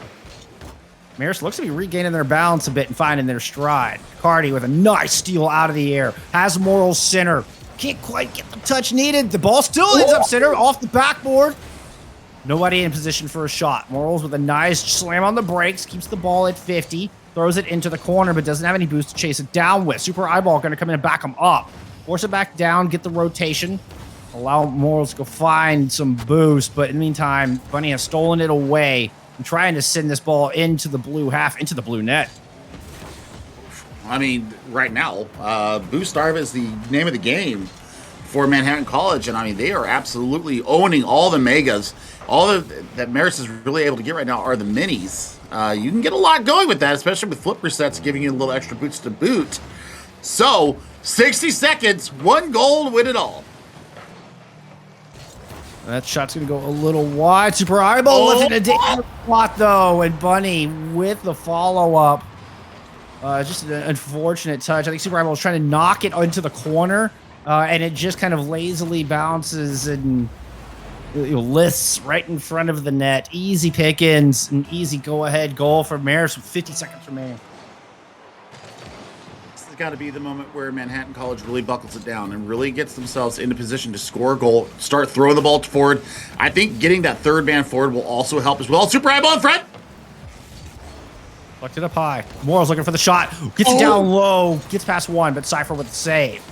Clears it out to midfield. Super Eyeball, big scrub in the middle for possession. And it goes towards the blue half. Cardi gets beat. Ball in front of the net. Defenders make 1, but they can't block 2. Cypher might have just put the dagger in with this one. Yep, and I mean, it's just a little play off the wall there. Just a quick pinch. The ball squirts out into the prime position. And Cypher unerring there. 20 seconds left. You can score 2 goals in 20 seconds, but it's got to come fast and furious. And with Cypher winning the faceoff, it's not likely. Cardi with a good bounce, looking for backup behind. The deflect sends Moral shot way up and left. And with 10 seconds remaining, it's becoming increasingly unlikely that Manhattan College come back on this one. Maris are going to be looking at match point after an incredible back and forth. They are going to take the lead 2-1 in our best of 5 series. And, I Maris absolutely were looking for the opportune goals rather than maybe creating goals out of anything. They were really scavengers when it came to misplayed balls or whiff touches or, really, an unfortunate carom off the wall. So that's where they really were opportunistic here in our third game. So we'll see what Manhattan College can do here to clean up their act. Because there were some sloppy plays that led to 2 goals. I mean, I can think of the pinch off the wall and the lazy touch there in the corner that just listed in front of the goal. Those are 2 goals right there that should not have been scored, but they did. Marist absolutely capitalizing when they needed to, and that's what you expect from a championship squad. So we'll see if Marist can slam the door here on Manhattan College, or will Manhattan College take us to a game number 5? I mean, they're certainly hoping to. And I can't help but feel that Marist have really sped up the tempo as this series has progressed. Their controlling style worked really well in game 1. But then they kind of got outpaced in game 2. The aggression got turned up. And I felt like that was the adaptation that Marist made. I mean, we were neck and neck through the first half, game 3, and Marist just seemed to up that tempo more and more as it went along. And I think they're adapting well. And that's just a sign of an experienced squad. And match point here. Of course, they want to go ahead and close this thing out, and I think they've got the tools to do it. We'll see if Manhattan can respond. The one thing that I saw more than anything from Marist was time to intercept. Really, their TOI was just incredible. As soon as the ball was on Manhattan's hood or on their tire, they had at least 1 or 2 players in to go. Oh! Ooh, early shot saved by Cardi on that one. Triple's going to send it back down. See if Cardi and do we have? Yep, Morals is still in this fight. But right now, this is opening seconds and all in the blue half. Bunny with a great steal. Gets it past Super as well. Beating 2 defenders. Has Cypher coming in through the mid. Morals with a nice touch off the wall, but gets challenged. Cardi able to get in front of it and save it. Cypher put that just low and center. Made it for an easy save. Cardi driving all the way back down, looking for something in transition. Super Eyeball coming in with the assist. Trying to bounce it off the wall. But Marist doing a good job of just stuffing that corner. Yep, and I think that they are getting a little bit panicked. And I don't mind the upped aggression coming out of Manhattan College here, because they seem to thrive when they start connecting passes together and start feeling it like that. Oh my gosh, what a save from Nebula once again. That was a no-look save all the way and twice on Sunday. Morals, though. Morals is starting to really up the ante here as far as their first touch and getting it into a corner, getting into an offensive position. Yeah, I can't help but feel that the tempo has just gone up and up. The aggression gone up and up from as this series has gone on. Oh, Cardi tried to lob it over Cypher, but Cypher just backs up. Did not get faked out by that at all. Read that one like a book. Nebula tried to go in. Ball in front of the net. Nice double save. As Morals is able to send the rebound down into the corner. Coming back the other way. Bunny with just enough of a touch to deny the goal and grabs the big boost in the corner. Morals is not going to let it go past the midfield line. Cardi coming up with a shot from the air, but goes wide. Yep, and look at this. I'm loving what Bunny's doing right here. Is once they see that there's an engagement on the ball, they're using that slide technique to get around the outside of the ball and get themselves into more of an attacking position. Oh, what a shot! What a save! Cardi get up on that one, but they are not a hot water just yet. Morals touched it. Bunny going to have an opportunity. Super is up to block the easy shot on goal, forces the ball up high. Morals trying to get it over Nebula. Oh, but Cypher comes in with the steal and another great look. Man, I think right now, unconventional touches are going to be the odor de guerre here, if you would, because I want to see, a little bit different play coming out of them. I want to see them, maybe going for a switch pass, maybe going for a little bit of a risky flip. Anything to change the dynamic tempo of this game right now, because Marist wants to play at this fast tempo. Yeah, I mean, Manhattan College have answered in kind. And we saw Marist kind of turtle up there momentarily. They're able to deflect that aggression. Now they're looking to put it down. Seeing 2 in the back. I think they're going to maintain their rotation, stay in the orange half, and you can see him keeping one deep in net. That one came out, but Cypher comes across to make the save. Unconventional touch, though, Jeff. Unconventional shot. They weren't expecting that out of the aerial. Oh, my gosh, and I love the hood carry right there, trying to set it up like a T. Cypher trying to take that down, but didn't have any boost for it. Nebula with a nice little 180, but the duck is there. Ball maintained in the corner. And that's one thing. I feel like Manhattan College have been particularly good in their own corners and doing a great job of not allowing anything easy to get in front of that, aside from a couple mistakes. I mean, and that's when Marist have capitalized. They're so good at capitalizing on the mistakes. But for the most part, Manhattan College have done a really good job of keeping the ball out from in front of their net. And that requires just solid corner play. Oh, speaking of in front of the net, Cardi's got a good look. Oh! That one's going to go up high. Bunny denies the bounce out to the middle. Oh, and there it is. The setup for eyeball. Perfectly placed. Cardi with this nice follow-up touch. Just get just enough of it. Knows that is a do-or-die situation for Nebula. Yeah, I mean, that's an unfortunate little tee up there from Nebula. But less than a minute to go now. Manhattan College looking like they're going to force us to a game 5. Marist, I want to see them go even faster, because I think if they go faster, I don't know if Manhattan has the wherewithal to stay with it. See there? They're already feeling the pressure out of that increased tempo.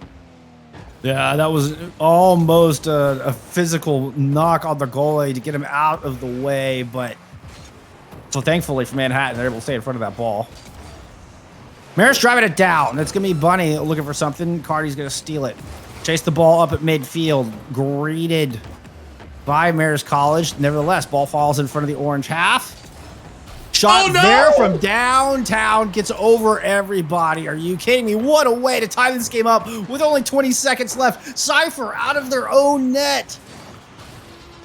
The overcommittal absolutely working against them there. 20 seconds. Remember, if you don't score in regulation, you go to golden goal in the overtime, and we might be heading towards that. So we'll see what these next 15 seconds hold. Morals with an opportunity to take it down, but the ball bounces off the top. Cypher's going to grab it. Nebula with an opportunity, and that's 2 goals in 15 seconds to give Marist the lead, the go-ahead goal on the series. With only 5 seconds remaining, they had been quiet for 4 minutes and 40 seconds, and wow, in the last 20 seconds just woke up, put 2 in the net, and now they're looking to close out this series in a 3-1 fashion. Nebula's going to win the face-off. Morals gets a save, but ball will drop. An opportunity here, denied. 0 seconds. It's controlled by Marist. They're going to put it all the way down to the other side. Ball drops. Oh, man. What a finish. What a showing from Manhattan. But at the end of the day, it is not quite enough. Marist explode onto the scene in the dwindling seconds of game 4. What a finish. What a way to close out that series, Billy. I mean, Manhattan College, they still lived up to their credo, right? They came out with fire in their eyes. They did not go down in a heap.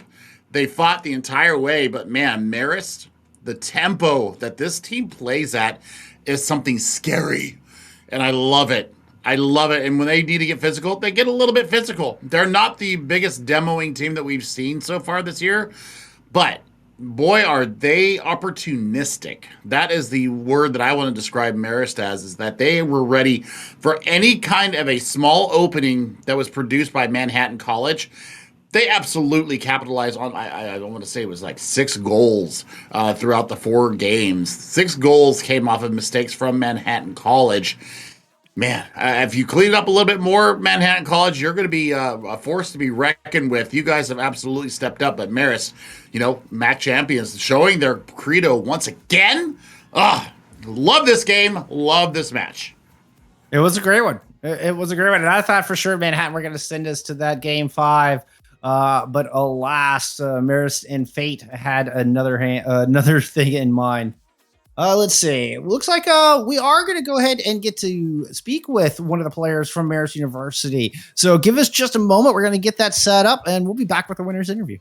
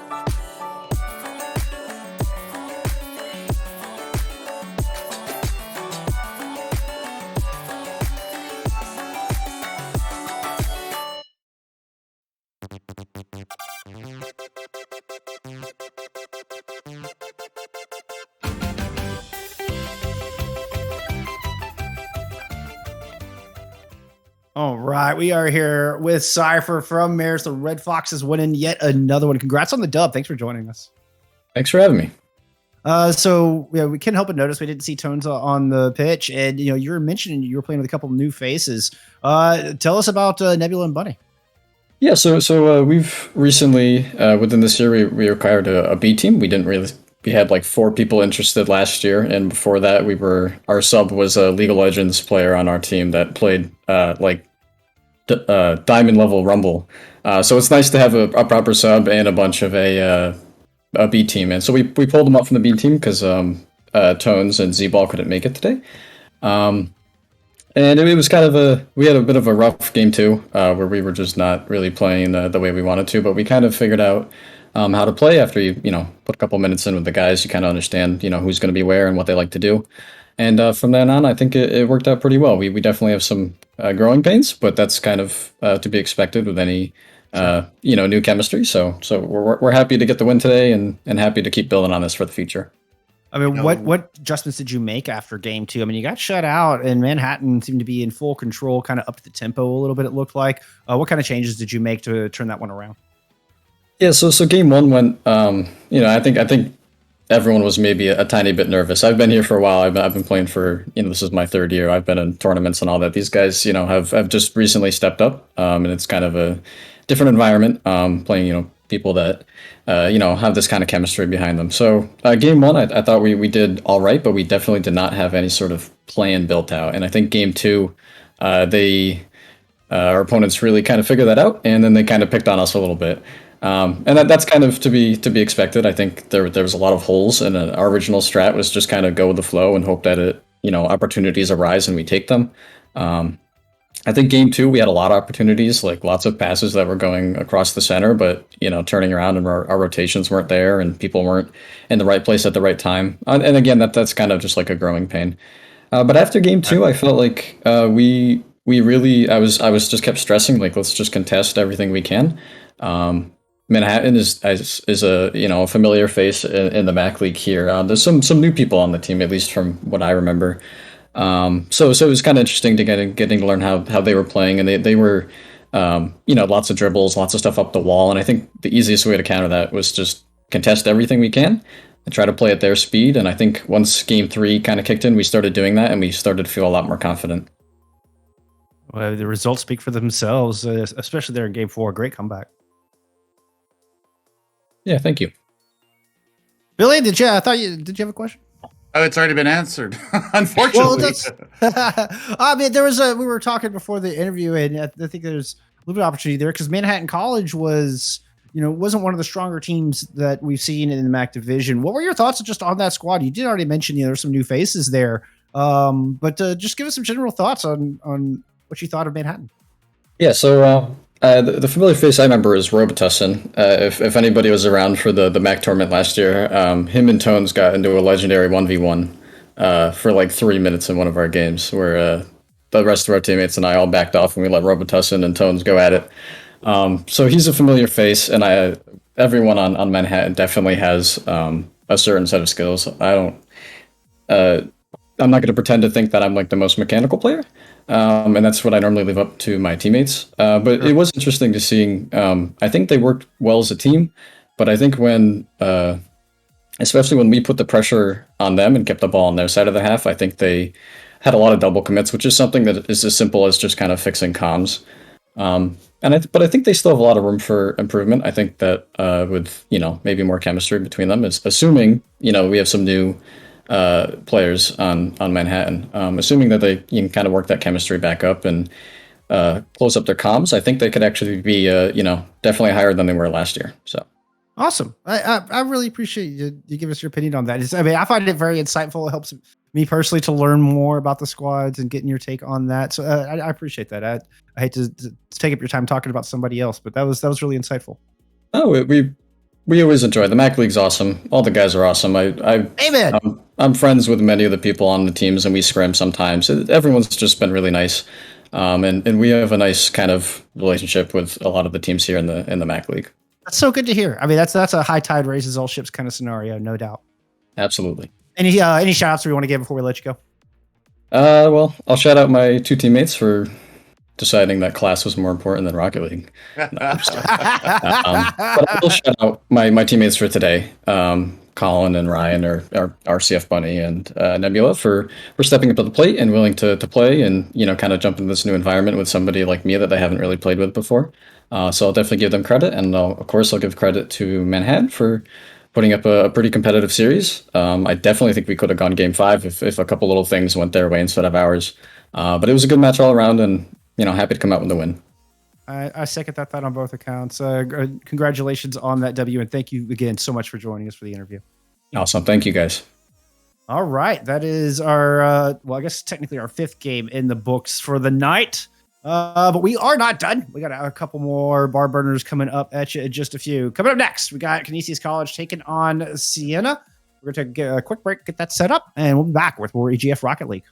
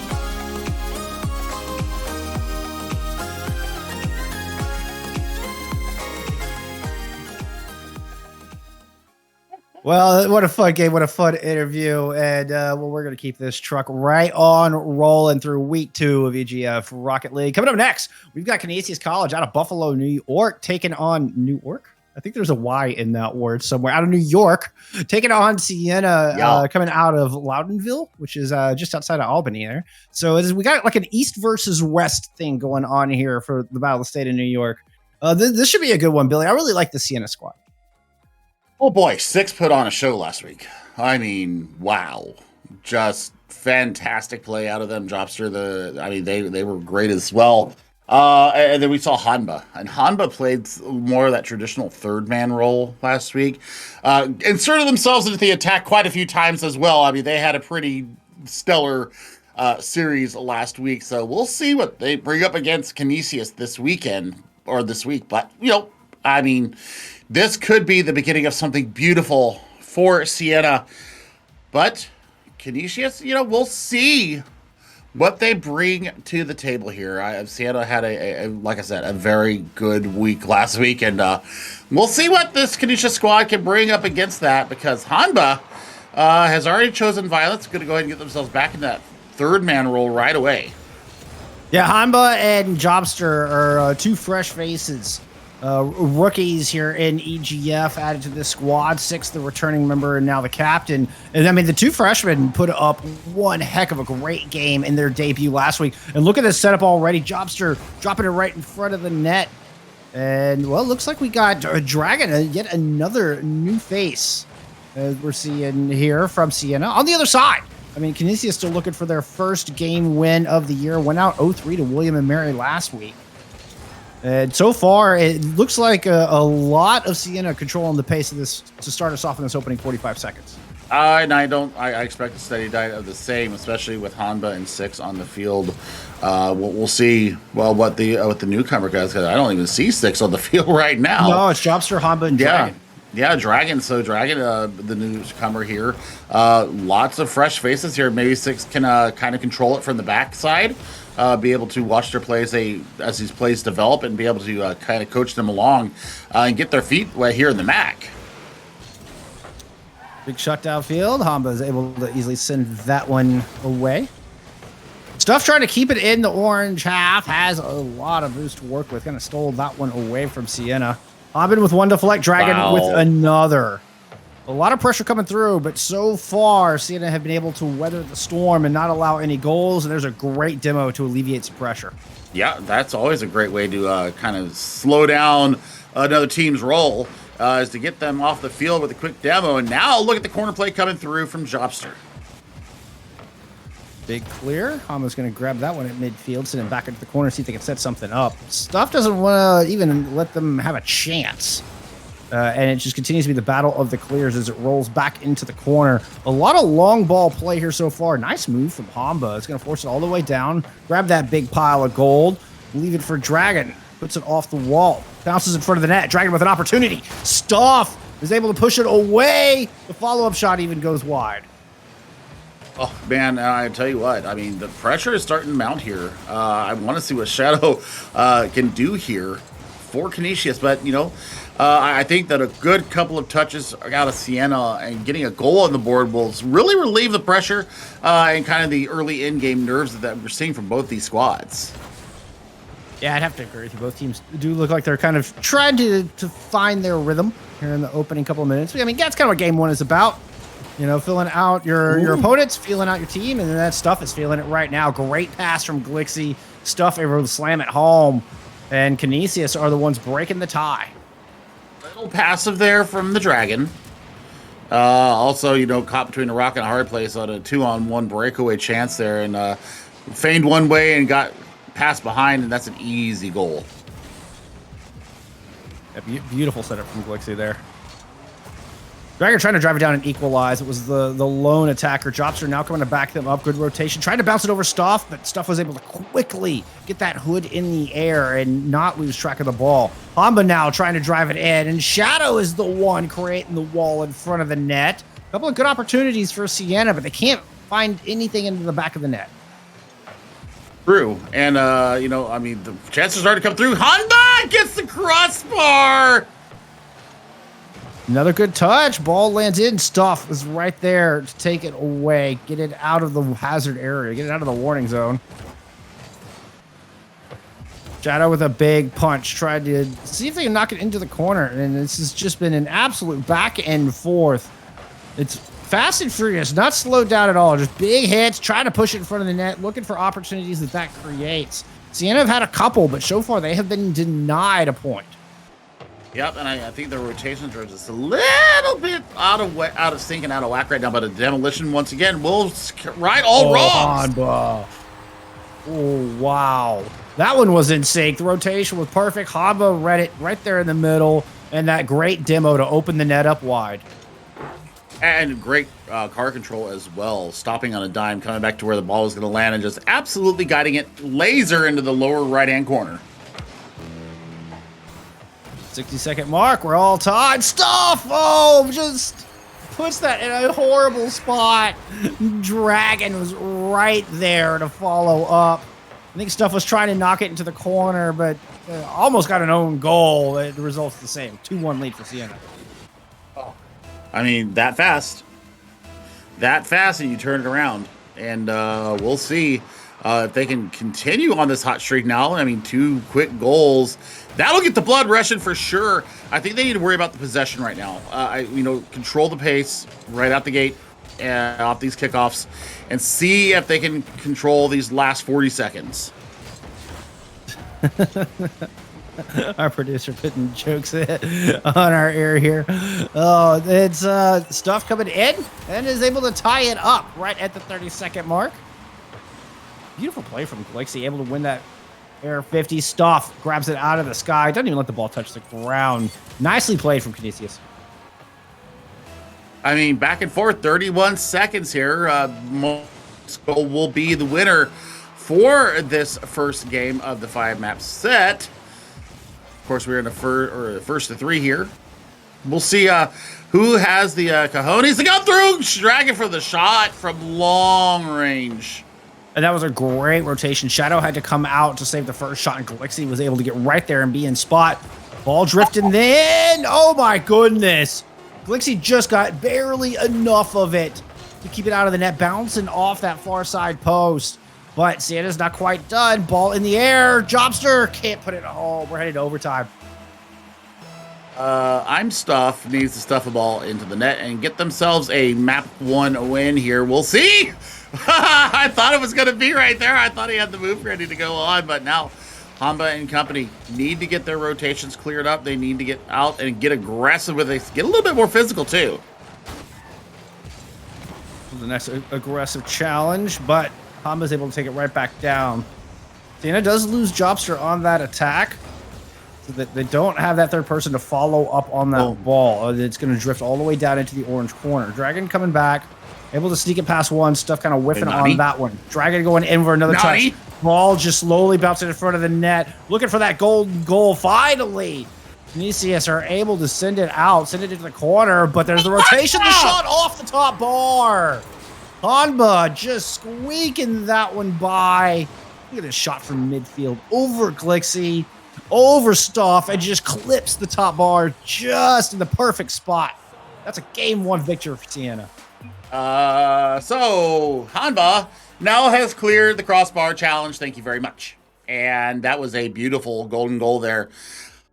Boy, did Canisius really surprise me here, especially with their last week's performance. They took it to Sienna, and Sienna, kind of got back down off of their superior aggressive posture that they bring into these games that we saw like from last week. So, man, the rotations definitely cleaned up there at the end in the last probably 75 seconds, Jeff. I think the rotations that came out of Sienna started really getting tight, and you started seeing them pull off the ball. If there was any chance of there being an overcommittal, you would see Hanba get back in a hurry. You'd see the Dragon get back in a hurry. Jobster likes the ball a lot, and will go in there and fight tooth and nail to keep it down in the attacking third. So I think the aggression was up from Jobster. I think the rotations got better from Sienna, but Canisius, I mean, they had some great team play and some just stellar saves as well.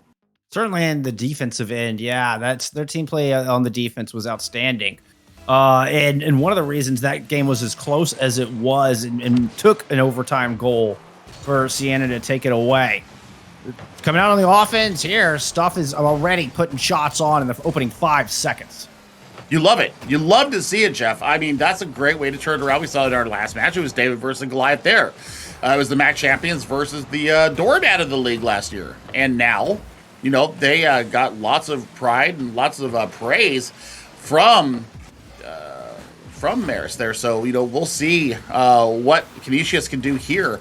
Because, you know, Sienna, they're looking like they're starting to wake up and starting to get their rhythm going. And Canisius still hunting for that first game win. Not just, you know, series win, but any one game at all. They're 0-4 so far this season. I mean, super early, right? We're in week 2. Plenty of time for them to turn it around, and they certainly have the skills to make it happen. Right now, I mean, they were in a lot of control, but a good defensive play. Nice posturing from Sienna, and they're able to force the ball back down. A great demo as well, and Hamba has options. Is going to put it off the back, leave it for a teammate. The touch, not quite there. Stuff able to push it down. Jobster going to send it back into the corner for a little dump and chase over to Dragon. That one's going to go wide. Oh, I love that. And I love the fact that they were willing to take the backwards pass and to reset their rotations and reset the offense. That is a sign of a very confident team, Jeff, because they are not afraid, you know, to give a little ground, to make a little ground. What a shot! The first challenge missed. Hamba, but a nice shot on that second time. Just off the top crossbar. I mean, Caleb, Sienna are the ones in control at this point. Canisius College need to throw off this rhythm. They can't just continue to turtle shell. I mean, yeah, you've got to play defensively enough, but you have got to get Sienna out of this. If they continue putting shots on, eventually one is going to go in. Jeff, you're going to hate me for this, but I want to change Hansba's name to Hanzo because of how sharp those cuts are when he gets that glancing blow there. I mean, these shots are just absolutely arrow perfect. Just a little bit of adjustment, and it's going to be goal bound. Oh, what a shot! What a save! Oh, what a save! Hamba, are you kidding me? Absolutely clutch. Stuff is screaming at the screen right now. Thought they had an easy one, and Hamba robbed them of it with just a perfectly timed cross against the goal. And now coming back the other way, it's Hamba, the difference maker on both ends of the pitch. Somebody clip that bloody save. That was a robbery in 4K. And then turns it right around and gets the easy goal down on the other end. Beautiful work out of Hamba.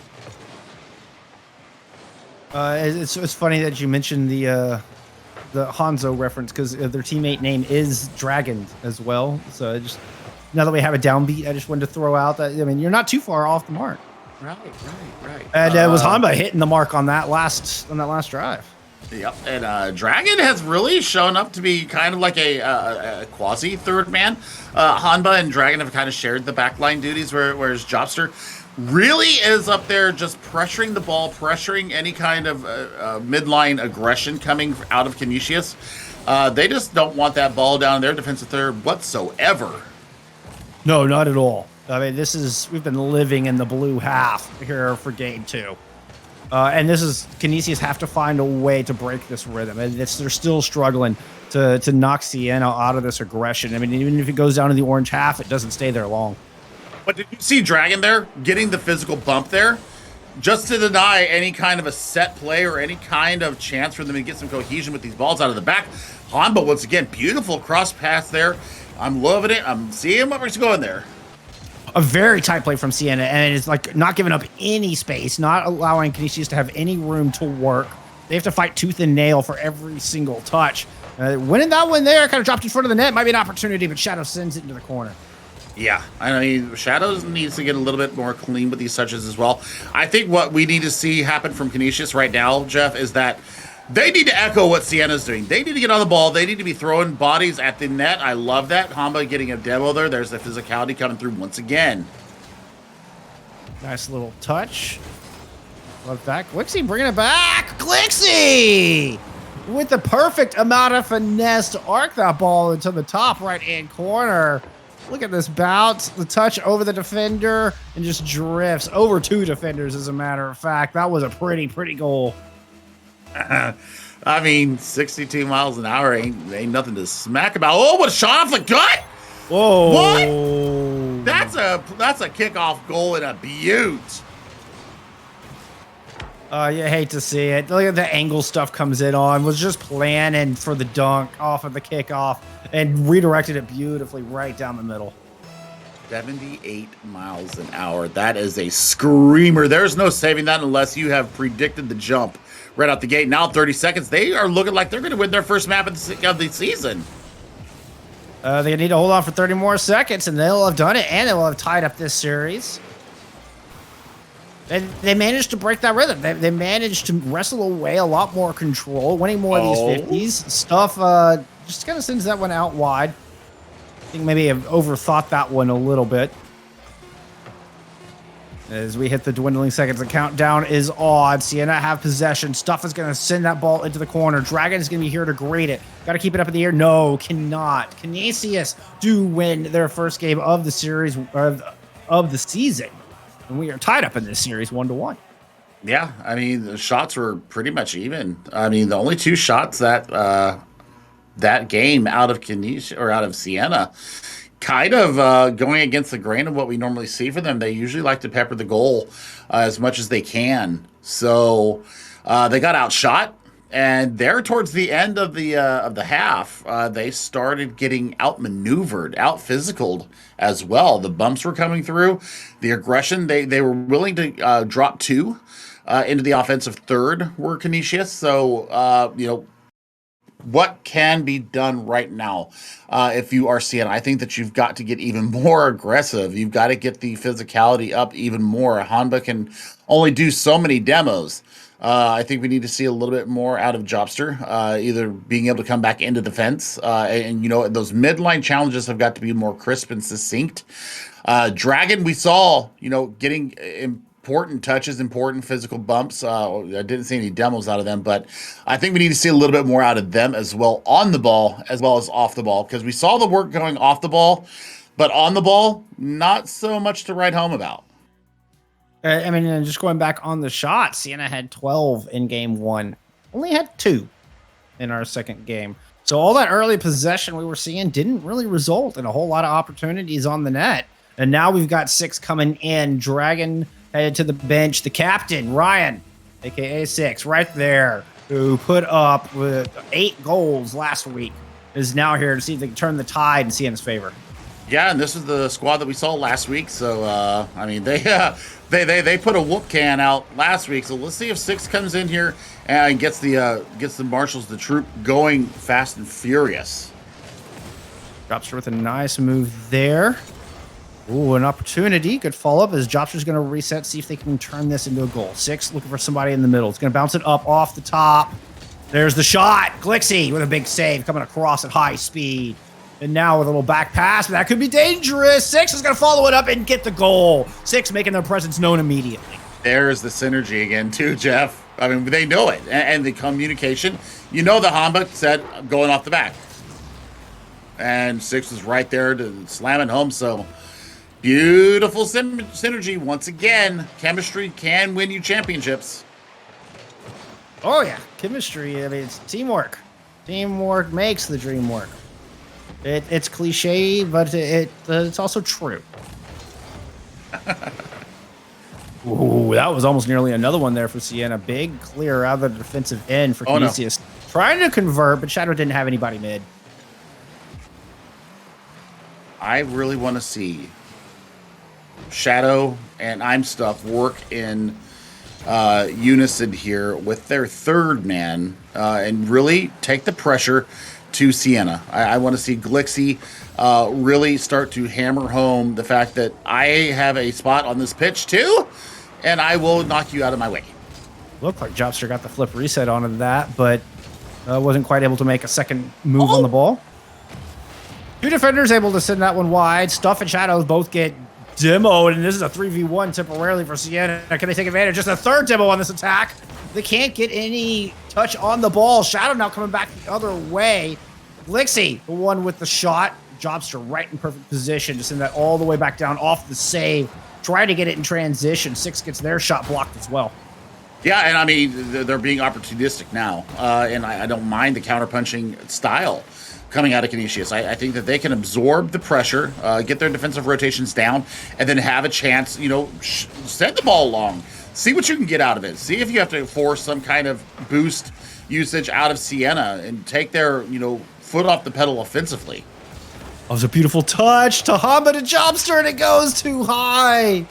Oh, and it was all initiated by this great touch from Six, who's still putting shots on. Unfortunately, can't quite land it inside the box. Jobster able to push it past Glixie. Works around, looking for somebody in center, and Six coming up, trying to redirect it, but it was too far to the right.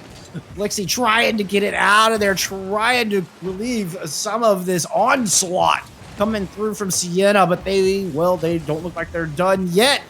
50 goes straight up in the air. It's going to land at midfield. Sienna now forcing themselves to rotate and kind of get a moment to breathe for Canisius. Oh, what it was a brief shot! moment. Very brief moment, Billy. No, I don't think they're ready to be done with this attacking phase of this game yet. And Jobster, 3 demos out of 4 in that last attack, and they got no joy out of it. So, Lexi. You just broke the captain's ankles over the head? Are you kidding me? The ball never touches the ground. Look at this. 1 touch, 2 touch, 3 touch score. Beautiful stuff. Beautiful stuff from Glixie. Red fish, blue fish, all the way above. Jobster with the immediate equalizer. Oh my goodness. Look at this move. Look at this angle off the face-off. Like, boop. Gets the little added speed from the flip and manages to work around the defender while the other 2 members of Canisius are out looking for boost. And that's Sienna answering right back in 0 time flat. That's exactly what you want to see.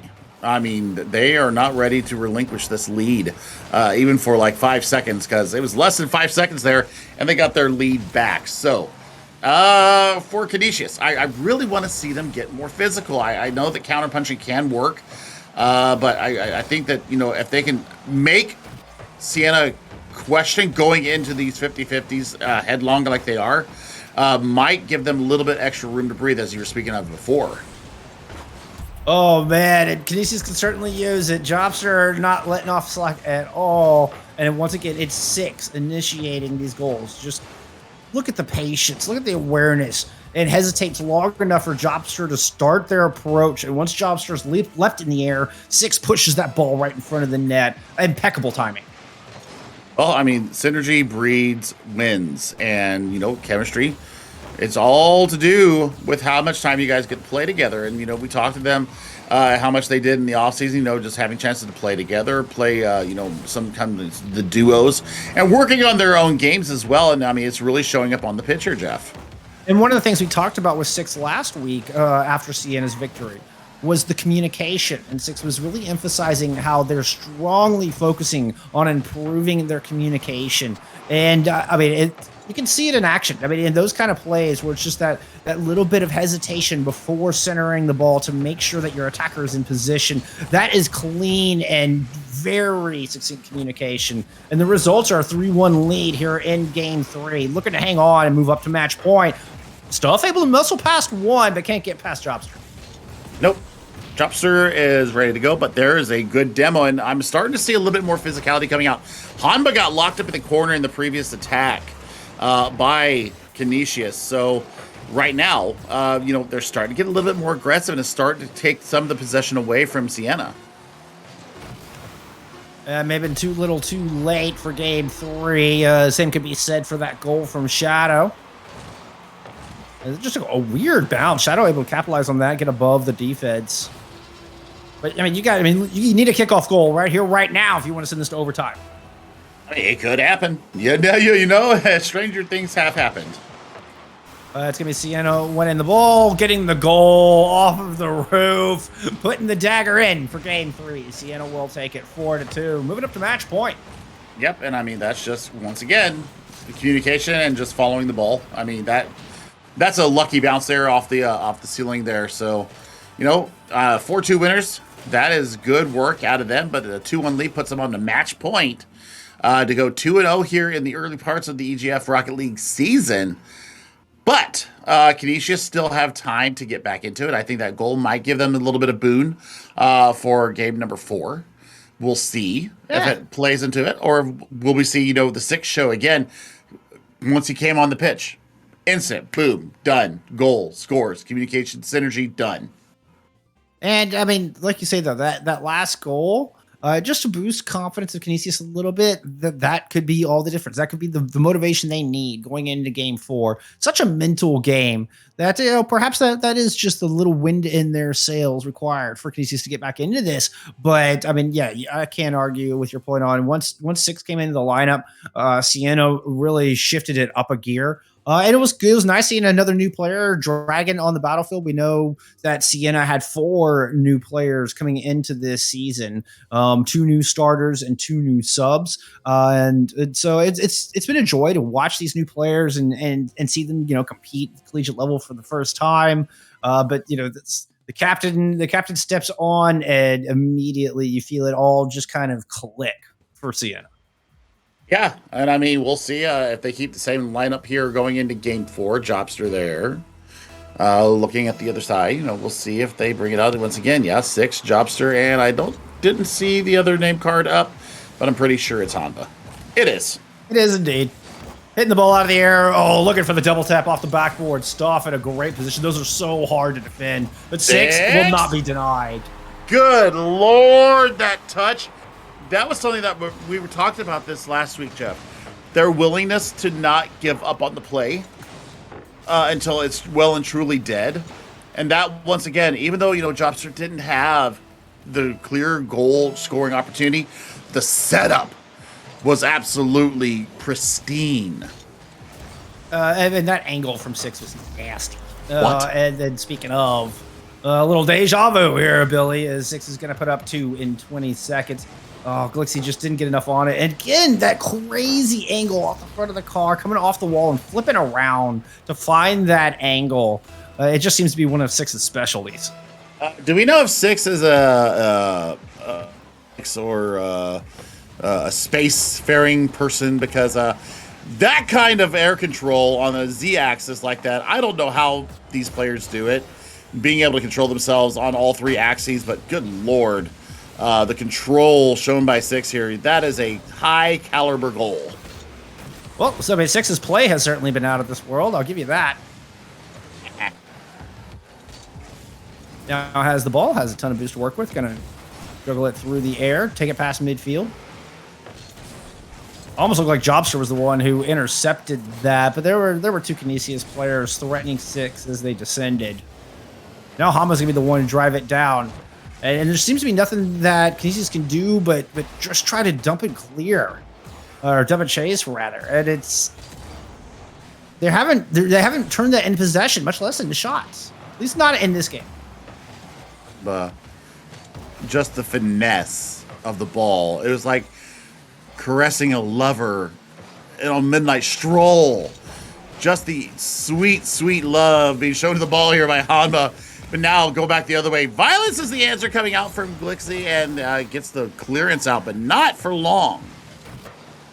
Nope, and there's another good shot. Glixie's got to go up and make a save with no boost. Jobster and Six both simultaneously demoing. This is going to be a temporary 3-on-1. The defenders are going to make it back in front of the net to send it wide, but they have no goal waiting for them and are just desperately leaping in front of the net to try to prevent going down by 3. They managed to finally get it out to midfield, but Hama's going to take it right back down, looking for a shot off the backboard, and will find the goal. Clip it! Clip that goal! Oh my word! That is just silk. Oh, you'll Super love smooth. to see it. Super smooth. Superfly. Oh, 3-0 now, just under the 3-minute mark. And it's another face-off win for Sienna, and pressure comes on immediately, and Six converts. And they waste no time, Billy. They waste 0 time getting right on top of this thing. I mean, it's Hamba with the pass off the backboard, and relentless. Sienna are absolutely relentless right now.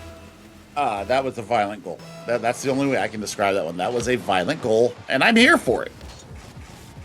And I believe a hat trick for Six, as you can see right there on the stats card.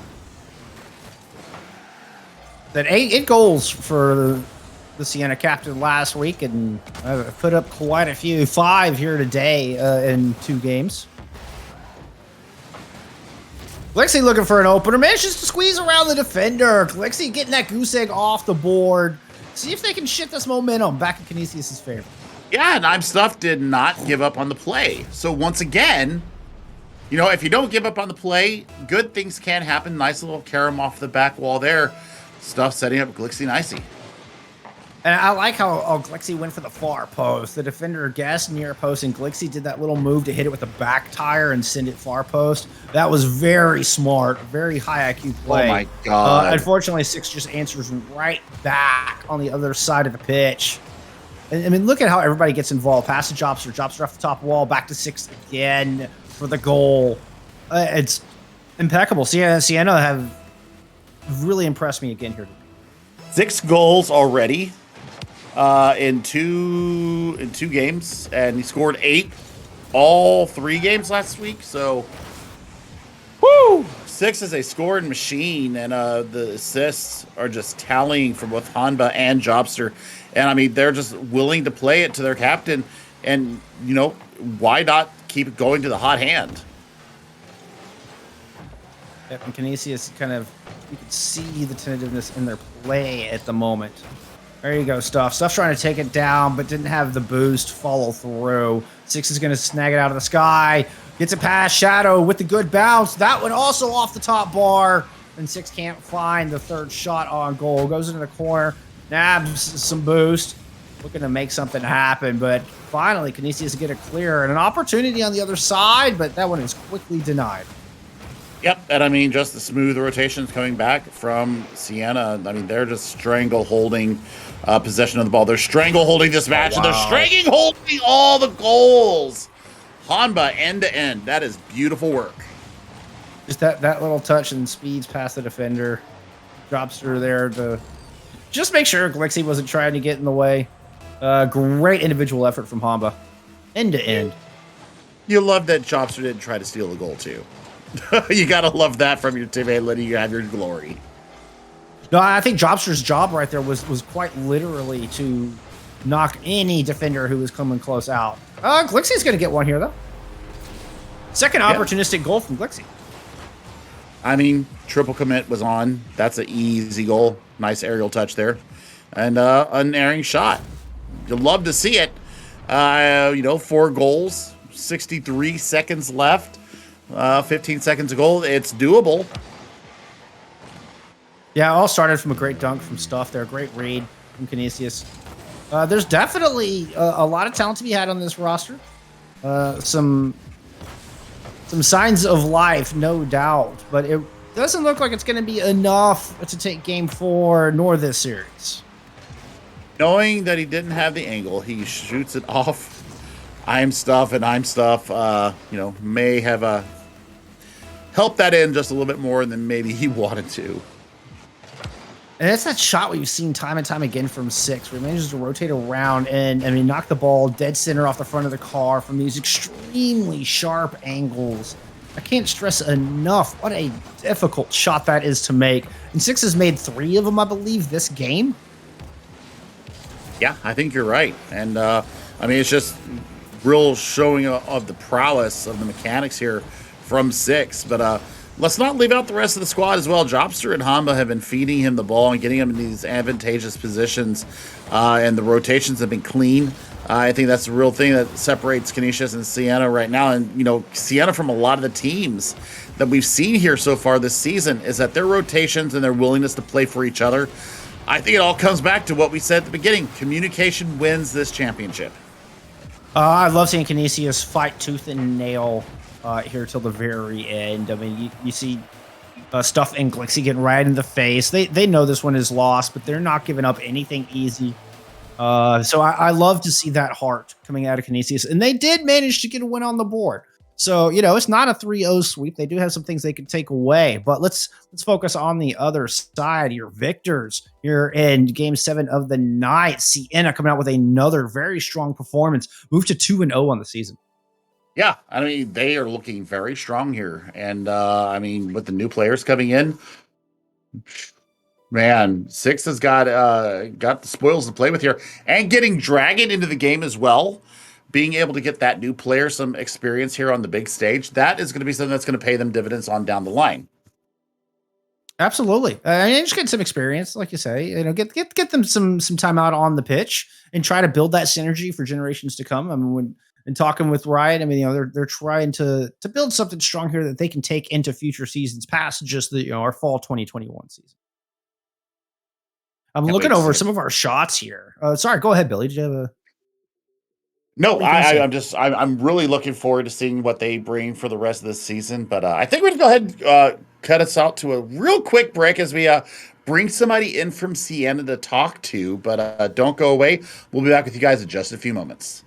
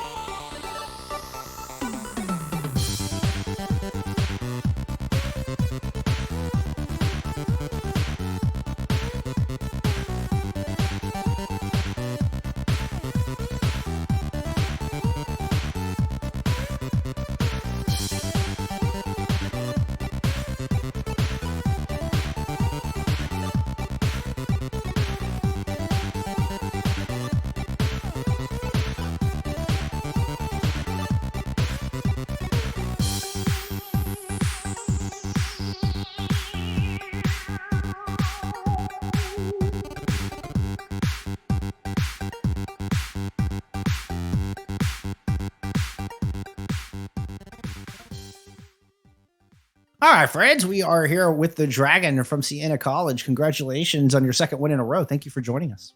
Thank you. All right, so we saw you come in. First time we got the chance to see you this season. Communication was a big hit point for your Captain Six, and I gotta say, you came in, played a match, and then you came out, and we saw Six come in, and things kind of changed around. from what we saw a little bit for the better, even though, you guys did have a really good first match. Talk to us about your first chance to be here on stream this season, and then talk to us about your play and why the change came about. So first of all, good to be back. Good to be back on stream. Glad to see everybody.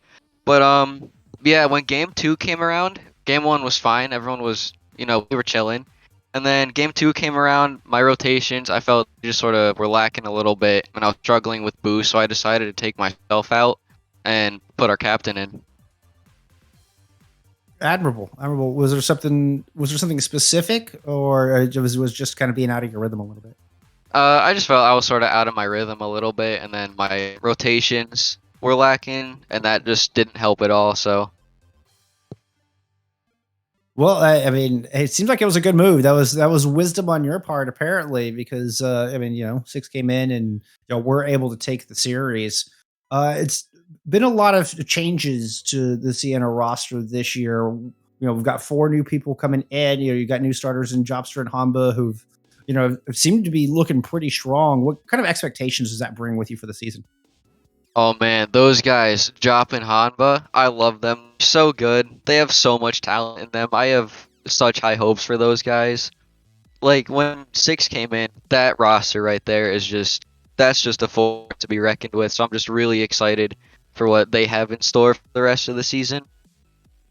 It's been exciting to watch your squad grow, even in just these first couple of weeks. You can kind of see it coming together more and more every single game. Yeah, I agree. Bill, do you have any follow-up before we let the nice young man go? Yeah, actually I do. Okay, Hanba or Jobster, which do you think has the more impactful play for your team? And who's the loudest in your comms? So no bias against anybody, but personally, I think Job has better influence on our team, and he also can be the loudest, but that title can also go to Hanba sometimes. But then again, they both have so much talent, so much potential. But no, yeah, I like Jobs. He's cool. Certainly, it sounds like there's a lot of strong personalities going on over there. Yeah. Oh, it's fantastic. Oh, any shout outs you want to give before we let you go? Oh, first and foremost, my boy Smiggy. Gotta love Smiggy. The Rileys, my parents, Izzy, my dog, my teammates, Job, Hanba, Kyler, Ryan, all them. Yeah, that's about it. Yeah, I think you're the first person I've ever heard shout out their dog, and I wholeheartedly approve. I wholeheartedly approve. All right, my friend. Well, thank you so much for joining us, and Thanks for we look having forward to seeing more of your squad. Yeah. All right, Fritz. That was the Dragon from Sienna College getting their second win in a row. And like I said, I'm just anxious to watch this squad continue to grow. I think they're certainly going to be a force to be reckoned with here in MAC. But let's move on. We've got one more match coming up. We're going to take a break, get that one set up. When we return, it's the battle of our Connecticut squads. Fairfield taking on Quinnipiac. Sure to be a good one. And we'll see you in just a moment with it.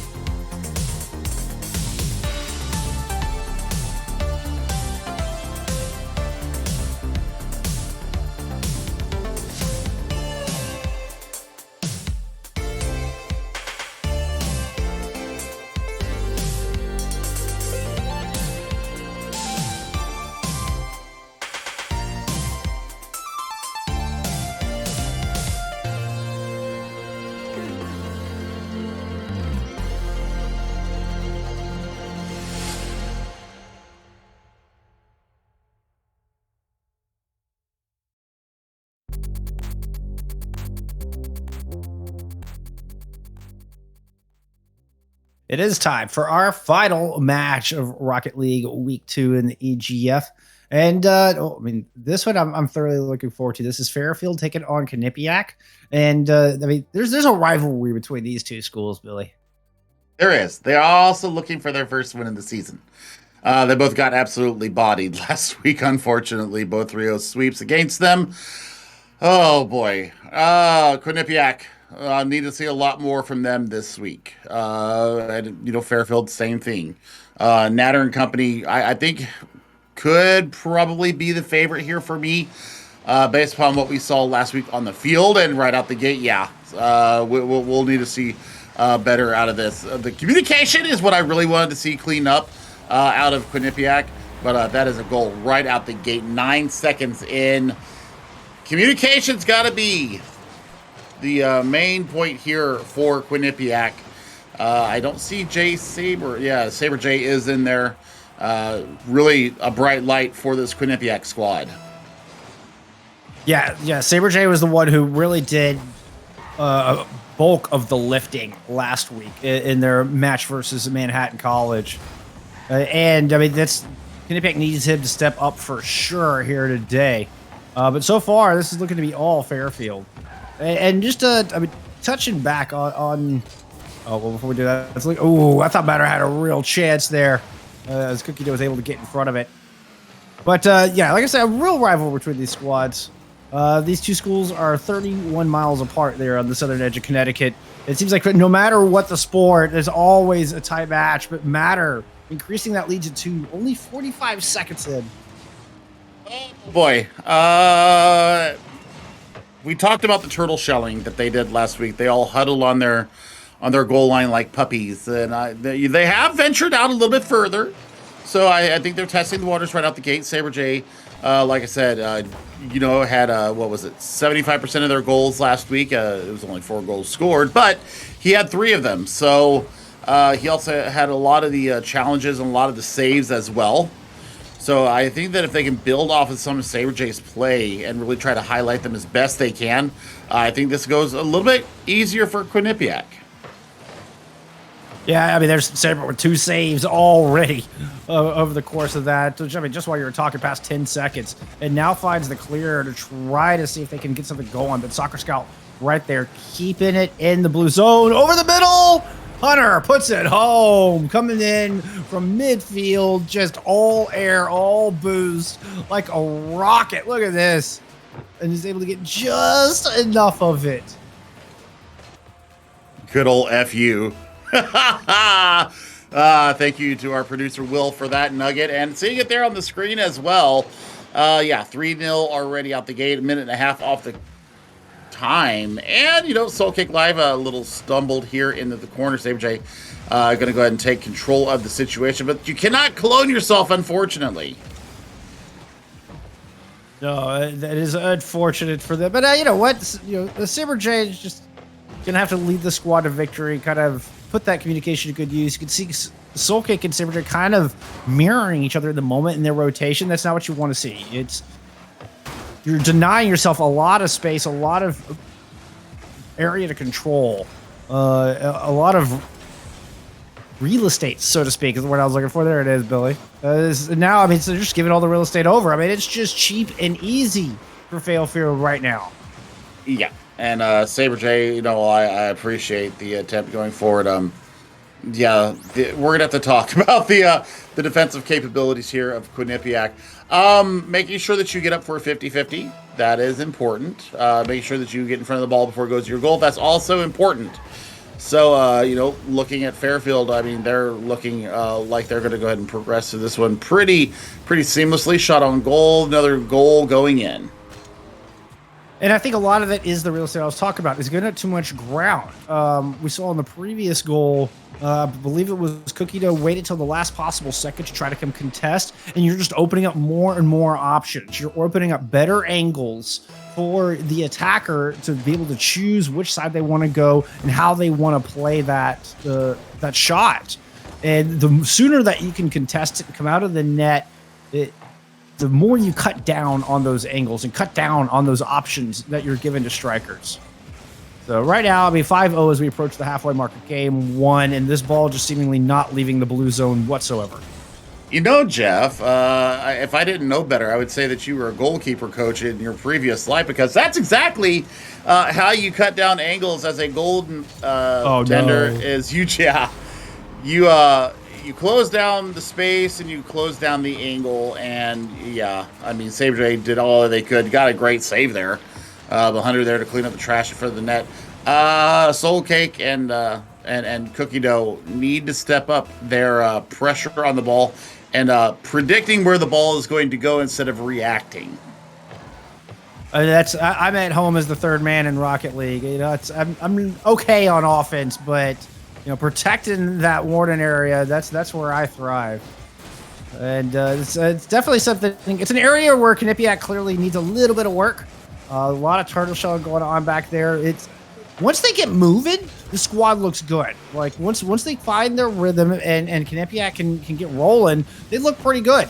I mean, they started off pretty strong last week and went 2-2 throughout game 1 before the snowball got away from them. Unfortunately, in this series, it got away from them like the moment the kickoff happened. Yeah, and I mean, just really paying attention to, you know, all eyes on the ball in all parts of the field, I think would help them as well. Also, you know, reserving boost for when they really need it.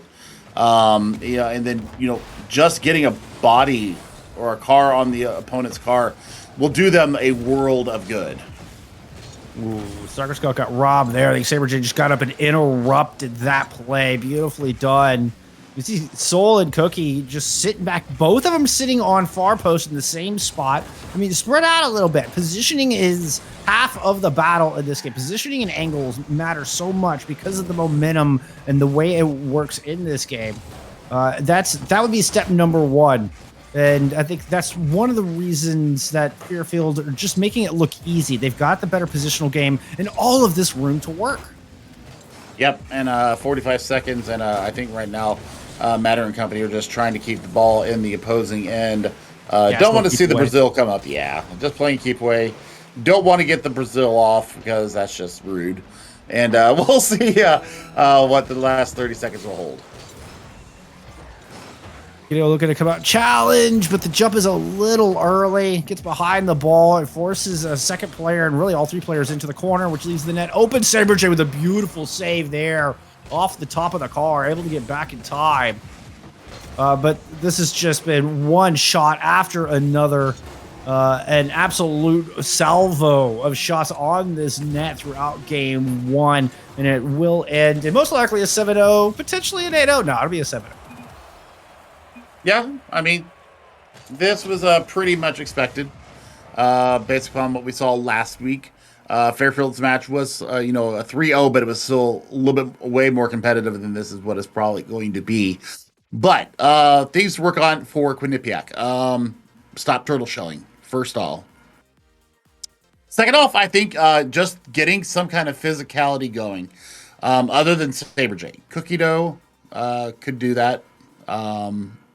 Kay could do it as well. We'll see if they to heed our humble casting advice here to help them get out of their woebegones on the goal line, because just throwing a body on the ball, stranger things have happened. We saw the screamer goal that happened from Cookie Dough last week. It was because of a challenge on a ball. The ball just squirted. It was a worm burner all the way the length of the pitch. So anything can happen if you get out there and challenge the ball, but just sitting back on your goal line and kind of, mirroring what the other players are doing, that's not going to get it done, Chief, not here in this league. No, and, like we heard a little bit earlier in our interview, I mean, coming into this kind of a stage, into this kind of a setting, it's a lot different. Playing against an organized squad, competing at this level, it's a lot different than just playing in your standard rank game. And so I can't help but feel like perhaps there's a little bit of nerves, in being frozen, indecision, and not wanting to make mistakes. But it's created just a lack of aggression and giving up way too much field to play with. So, I mean, you can see Sabre trying to get in here, trying to contest these balls. I liked the attempt. Unfortunately, the execution was a little off on I couldn't even tell if that was Soul or Cookie who dove across. But I like the thinking. Like, get in there and make a play. Get in their face. Saber, fortunately, has been able to maintain possession, at least not allow a shot in this opening 30 seconds. Perhaps an opportunity. Matter looking to get one on the transition. Has 2 defenders. Cookie with the save. Yeah, I mean, pretty good one to boot. But, yeah. Nice. Just sitting on the goal line, got lucky there as the ball just traveled into their path. That was, I don't think that was I don't think that was a matter of skill there. I think that was just right place, right time. Again, you see it there. They just didn't predict the path of the ball going in. Saber J tries to come out and get something on it, but yeah, they actually cancel each other out. Yeah, I think Soul might have run into Cookie trying to chase the ball, and Cookie might have had the better angle on that shot. But either way, speaking of matters, it was Matter who disrupt our 0-0, giving Fairfield the lead once again here in game 2. Ball in the orange zone for the seemingly first time in 6 minutes of play. We've had these 2 squads so far. Hunter with a pass down. It didn't last long. Matter with a shot. Makes it over Cookie dough. Matter increases the lead to 2. Yep, just a little quick kiss off the undercarriage there, and that's all she wrote. Oh, wow. That was clean. The flip to come through and steal the ball away at midfield, bounces off the wall, and then the subsequent shot. The ball never touched the ground. That was a great looking goal. Oh, you love to see it. You love to see the mechanical skill coming through, and the captain showing their wares here on the grand stage. Looking to go to 1-1 here in week 2 of the EGF Rocket League here in the MAC, as we have talked about before. And I was looking up some stuff today on Twitter about the MAC, and esports is starting to become a lot more popular with a lot more colleges and universities, and now sporting conferences. So we're starting to see the commitment coming through, not only from just the schools themselves, but also the athletic conferences that they belong to. Oh, an unfortunate turn of events for soccer in 2 fronts. Misses the first slam and then just inadvertently gets in the path of the ball, knocks it out of the box. But, I mean, shots continue to pour through. Soccer looking to redeem themselves. That one goes way wide. Matter with a touch, looking for something off the back, looking for the 2-tap, can't quite get it. Hunter misses the follow-up. The ball's coming back the other way. Saber J trying to get past Soccer, trying to get over the top, but no. Soccer is able to catch it, send it into the corner, and deny Quinnipiac their first goal. Saber J, let's go. Oh, it's Matter this time who gets in the way of it. Not for lack of trying. Saber J is going to get one of those in eventually. I want him to do it too. Oh.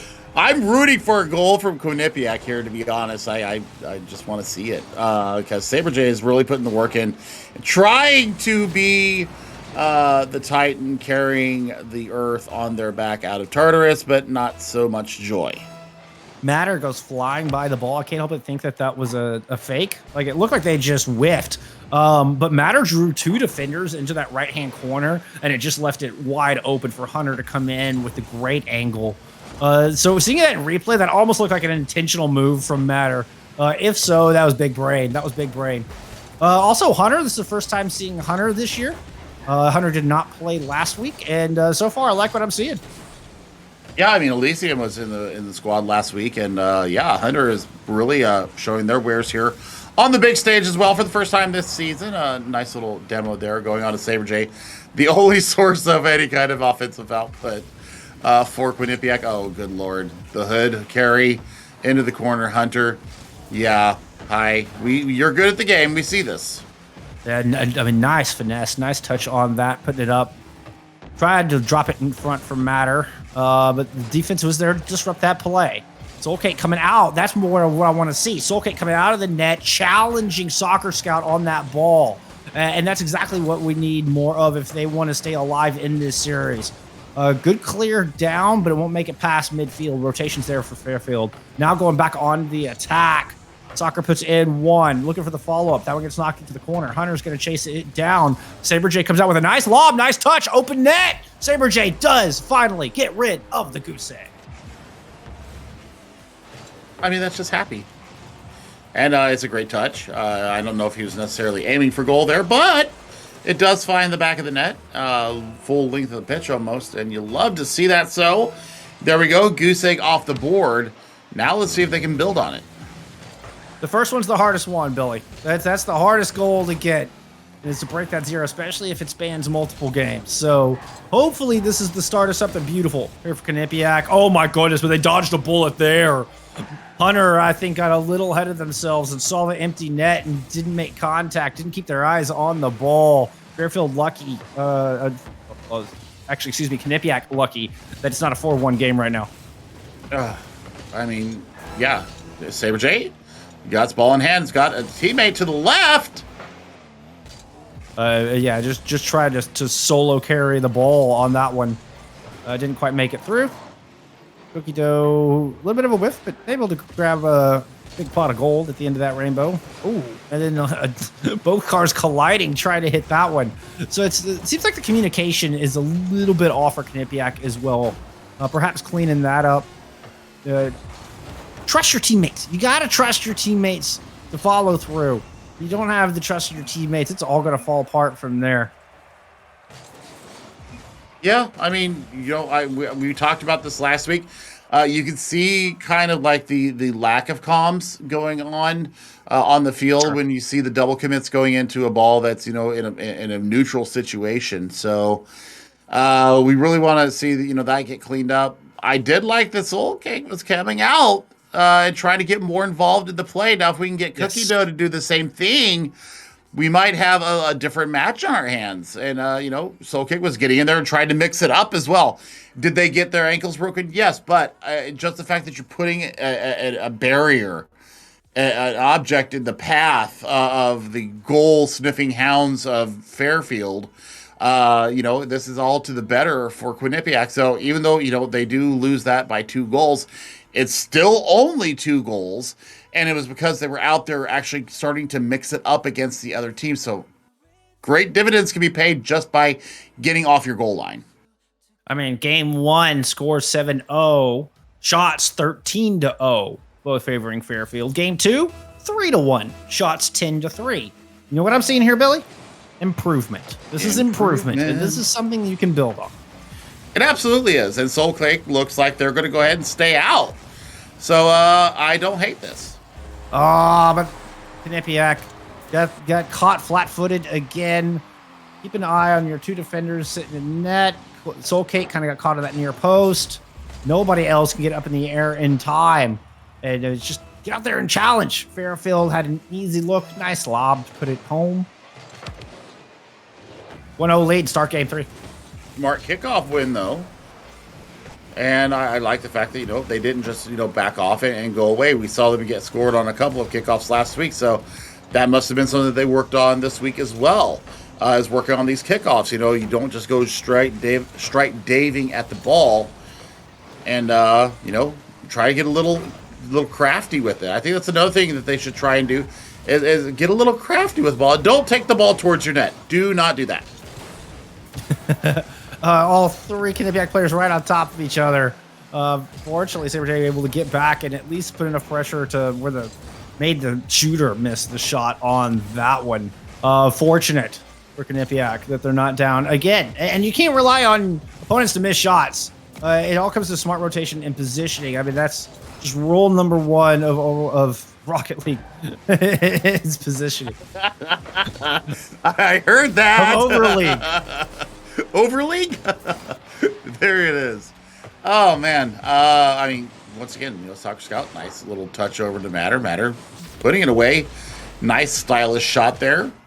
A little over a minute gone here in this one-way traffic of Fairfield versus Quinnipiac. But I do see a little bit of improvement from last week. I got to say that. Especially Soul Cake coming out and challenging instead of being on the goal line the entirety of the game. That is an unfortunate own goal from Saber J. Yeah, Saber J just pushed the ball out a little too far. Oh, and then, oh man. Yeah. Fortunate touches from Saber J. Matter credited with the hat trick after that one. But that's just unlucky. That's just downright unlucky, my friends. You hate to see it, but, more to build on for next week. So, if I'm Quinnipiac, I'm working on comms. I'm working on calling for the ball or calling to engage. Would it be even a better thing for them to work on at first is to decide who's going to go after the ball other than Saber J. Who's going to rotate back and when? When do you decide you want to go up for a 50-50 challenge? Because all three Quinnipiac players are there at the edge. Is that a shot on goal? I mean, it might count. Yeah, it didn't look like it counted as a shot. It was close. It was close. But I mean, it's not quality, right? It's not a quality look. At least they're getting the ball into the orange half. Saber J rotating back. No double commit this time. Saber J going up for it. Goes over their head. Bounce off the back wall. Matter taking control now. Ooh, there you go. Good challenge from Saber J. Able to force it out. Trying to get around Soccer Scout. We're just going to go careening into the corner. And this is going to be Fairfield coming back on the attack. Yep. Soul Kick wasn't able to get enough of it. Yep, Saber J is back in defense, though, and able to corral the ball and try and get a little outlet pass there to Soul Cake. And Soul Cake just kind of went over and beyond the ball where it was trying to go. Oh. Now we're working on set plays here. Oh, I saw what you're going for there, Matter. That would have been incredibly filthy. As it stands, it just looked like a little bit of a whiff, but holy cow. You master that one, and that's going to be a dangerous tool in your repertoire. I love the French there, Jeff. The repertoire, yeah, very nice, very nice. What I do want to see, other than, the comms getting better and getting off the goal line, don't give up. Don't give up and don't bunch as three trying to possess the ball. And I think that with the communication, once that gets better, it's going to be better. Oh, what a shot there from Soul Kick. That was a decent shot. That was a decent shot. And had the block not been there from Soccer Scout, that would have bounced in a wonderful position for a rebound. So, I mean, yeah, nothing wrong with that look at all. Soccer Scout just kind of carrying the ball around. Looks like a little bit of keep away going on here. Fairfield not taking so many direct shots on goal, just looking to not allow anybody in the blue side to touch it. Soccer Scout's just going to plant themselves right in front of Saber J here. There's Matter with the challenge, sends the ball back into the blue half. Yep, and, ball right in front of the goal there. And, yeah, I mean, they're just having their way with the ball. And, it's just the difference between the two sides. But, like I said, if Quinnipiac can really lay into working on the comms, figuring out rotations, figuring out who's going to do what, I think they become a much more competitive squad. I actually give a lot of kudos to Fairfield for this, not just running the score up on them, even if they're trying to work on special plays or set plays, they're not just going for, the all-out assault and annihilation of Quinnipiac.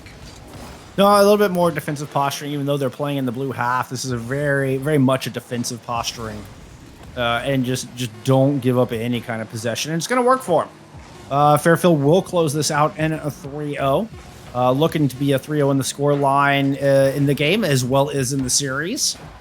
As we approach the final second, ball in the air. Saber J with the last touch. Fairfield with the last laugh. They're going to walk away with a clean 3-0 sweep. Didn't give up much of an inch at all, Billy. Just the one goal throughout all three games.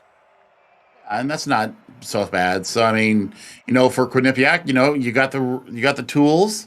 And our humble advice how to get yourselves into a more competitive position. But Fairfield, honorable win there from them.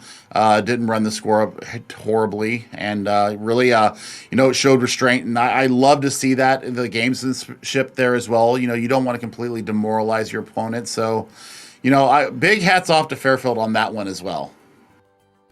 Absolutely. I respect that a little bit. I mean, and without taking their foot off the gas, right? It wasn't a matter of disrespecting or playing down to their opponent. They just took a more defensive posture, and just didn't allow any possession. So, and we did see a little bit of a, try to get fancy with that one little setback pass play from Matter. But otherwise, some great sportsmanship coming through from our two Connecticut teams. And it's the Cardinal red and white standing victorious in the top of game 8 here and then conclude week 2 of our EGF Rocket League day.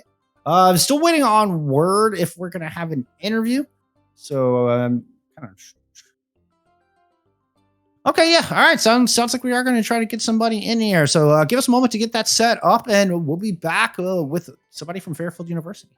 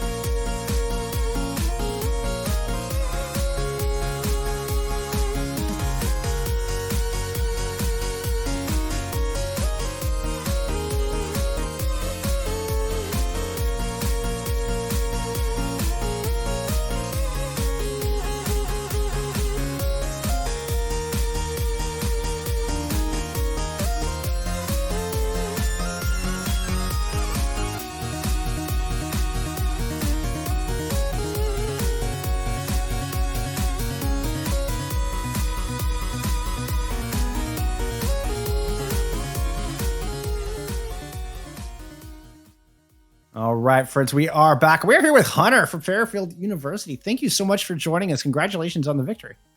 Yeah, it was a fun one. I'm glad. And then you were telling us here as we were kind of introducing ourselves that this is your first game ever on the collegiate level. Tell me, how are you feeling and what does that mean to you? I'm feeling good, and it was a lot of fun. It's definitely a bit more pressure than it was in high school, but it's like, and it makes you realize like, oh, I actually am good at the game, because sometimes you like, am I good? Because you can't figure out how to get, like, if you're going to get to the next rank. But when you're able to actually play for college, it's like, wow, I'm actually good enough to play for somebody. Just kick that doubt to the curb, huh? Yeah. That's awesome. All right, so you guys went down 3-0 to Siena last week. How did you guys bounce back? Because, yes, this was Quinnipiac, but you guys need to come out and show a little bit of a fire in the belly. So what was your week like leading up to today? On Sunday, we had our normal practice, as well as a scrim against Quinnipiac. It was Pyro, Grub, and then Saber, whom I had recognized, and I was saying like, oh, there's Saber. I remember him. It was against them, as well as replay review, and then our normal practice. So we reviewed the different replays, and I was able to, like, even though I hadn't played in the games, I was able to pick out like, oh, okay, Will does this, differently than people I played with before. He likes to clear the ball this certain way. Matt clears the ball this different way. He likes to go for air dribbles a lot. He'll tend to, like have Matt luck and just miss random shots. Which it's like, I'm just saying that's what he says. So, but yeah, so I have to be ready for Matt luck. And then, yeah. I'm gonna write that down, by the way. So you can have Matt flame you later. But I'm totally using Matt luck. That's a great line. All right. Final question for you, my friend. So you were subbing in for Elysium here today. Seems like some big shoes to fill. Did that add to the pressure of coming in for your first game? Yeah, it did, because I know that both Elysium, Soccer Scout, and Matter are all GC. Well, Right. in May when I committed to college, I was like, I knew I was Diamond, but I was like I was Diamond 1. And I knew I probably wasn't going to get to GC by that point, but I managed to get to Champ 1, like halfway through Champ 1, almost Champ 2. Impressive. So, so it's a very big jump, and I thought we were. They didn't tell me, like, who we were playing. So, I was, as far as I knew, I was going to be playing, like the top 100 players. Then what? I don't know. So I was like, I didn't know what I was expecting. So, and because I knew I was filling in the place for a GC, knowing I hadn't really played in games with them before. Like, we'd done it in a scrim, but it wasn't like, we played consistent, 3-5 games, whatever it would be, in a row. It was like we'd rotate out because it was 4 of us playing in the scrim. Right. So it was a lot more pressure knowing that. And then, the pressure got a lot less once, like, once the game started, and then the first kickoff, it's like, okay, it's not that bad. Like, it's just other Rocket League players. It's like, regardless of their rank, just use my skill and not worry about it. Because when you worry about it is when you're going to mess up. So true. So true. Very true. We've heard that kind of the nerves tend to wash away after game 1. Did that ring true with you? Yeah. I was playing with a bunch of friends, and like, we didn't know, why I wasn't doing very well, and it was because of the nerves. And after the first game, I felt myself actually doing better. I'm like, oh, there's my skill. There it is. That's so yeah. After the first game kickoff, it got better and the nerves went away. But I think that's important insight. I think that's it's good for all of us to hear from time to time, and particularly the rookies coming into the fall 2021 season. So really appreciate your insight here today. Any shout outs you want to give before we let you go? My friend Dragon and my friend Arctic, because they're the two that would have helped. If it wasn't for them, I probably would not have gotten to Champ, because I played with them a lot. And even when I wasn't playing with them, it was like, I had a friendly competition with Dragon. Like, all right, which one of us is going to get to Champ first? Ended up being him, but it was still a good competition. And I got very close. Is this the same Dragon from Siena? Or is this a different Dragon? No. Different Dragon? He plays for Siena. No, it's not. But I mean, it just seems like a very tight knit community. So I was just curious. Yeah. Anyway, I don't know. Okay. I might be him. That's awesome. I don't know, but I think that's where he goes. But yeah. Hey, we all get by with a little help from my friends. So there you go. That's good stuff. Well, thank you so much for joining us. Really, really appreciate it. And congratulations on the victory. Looking to see more from you and your squad. You will. All right. That's gonna wrap up our day. Week 2 in the books, Billy. It was a heck of a week. It was. And, some standard scores that we really expect to see. Manhattan College still surprised me.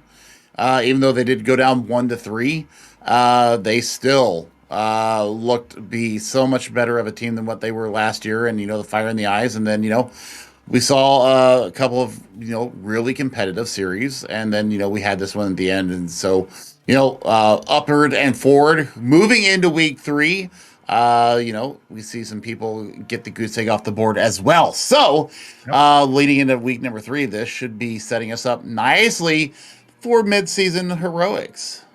And some of the rookies are starting to get a little more playtime, get rid of those jitters, like we were just talking to Hunter about. So really kind of starting to find their stride, come into their own identity, and find their style. I'm really looking forward to see how this progresses as we continue on. But that is going to do it for us tonight, and we will see you back here soon.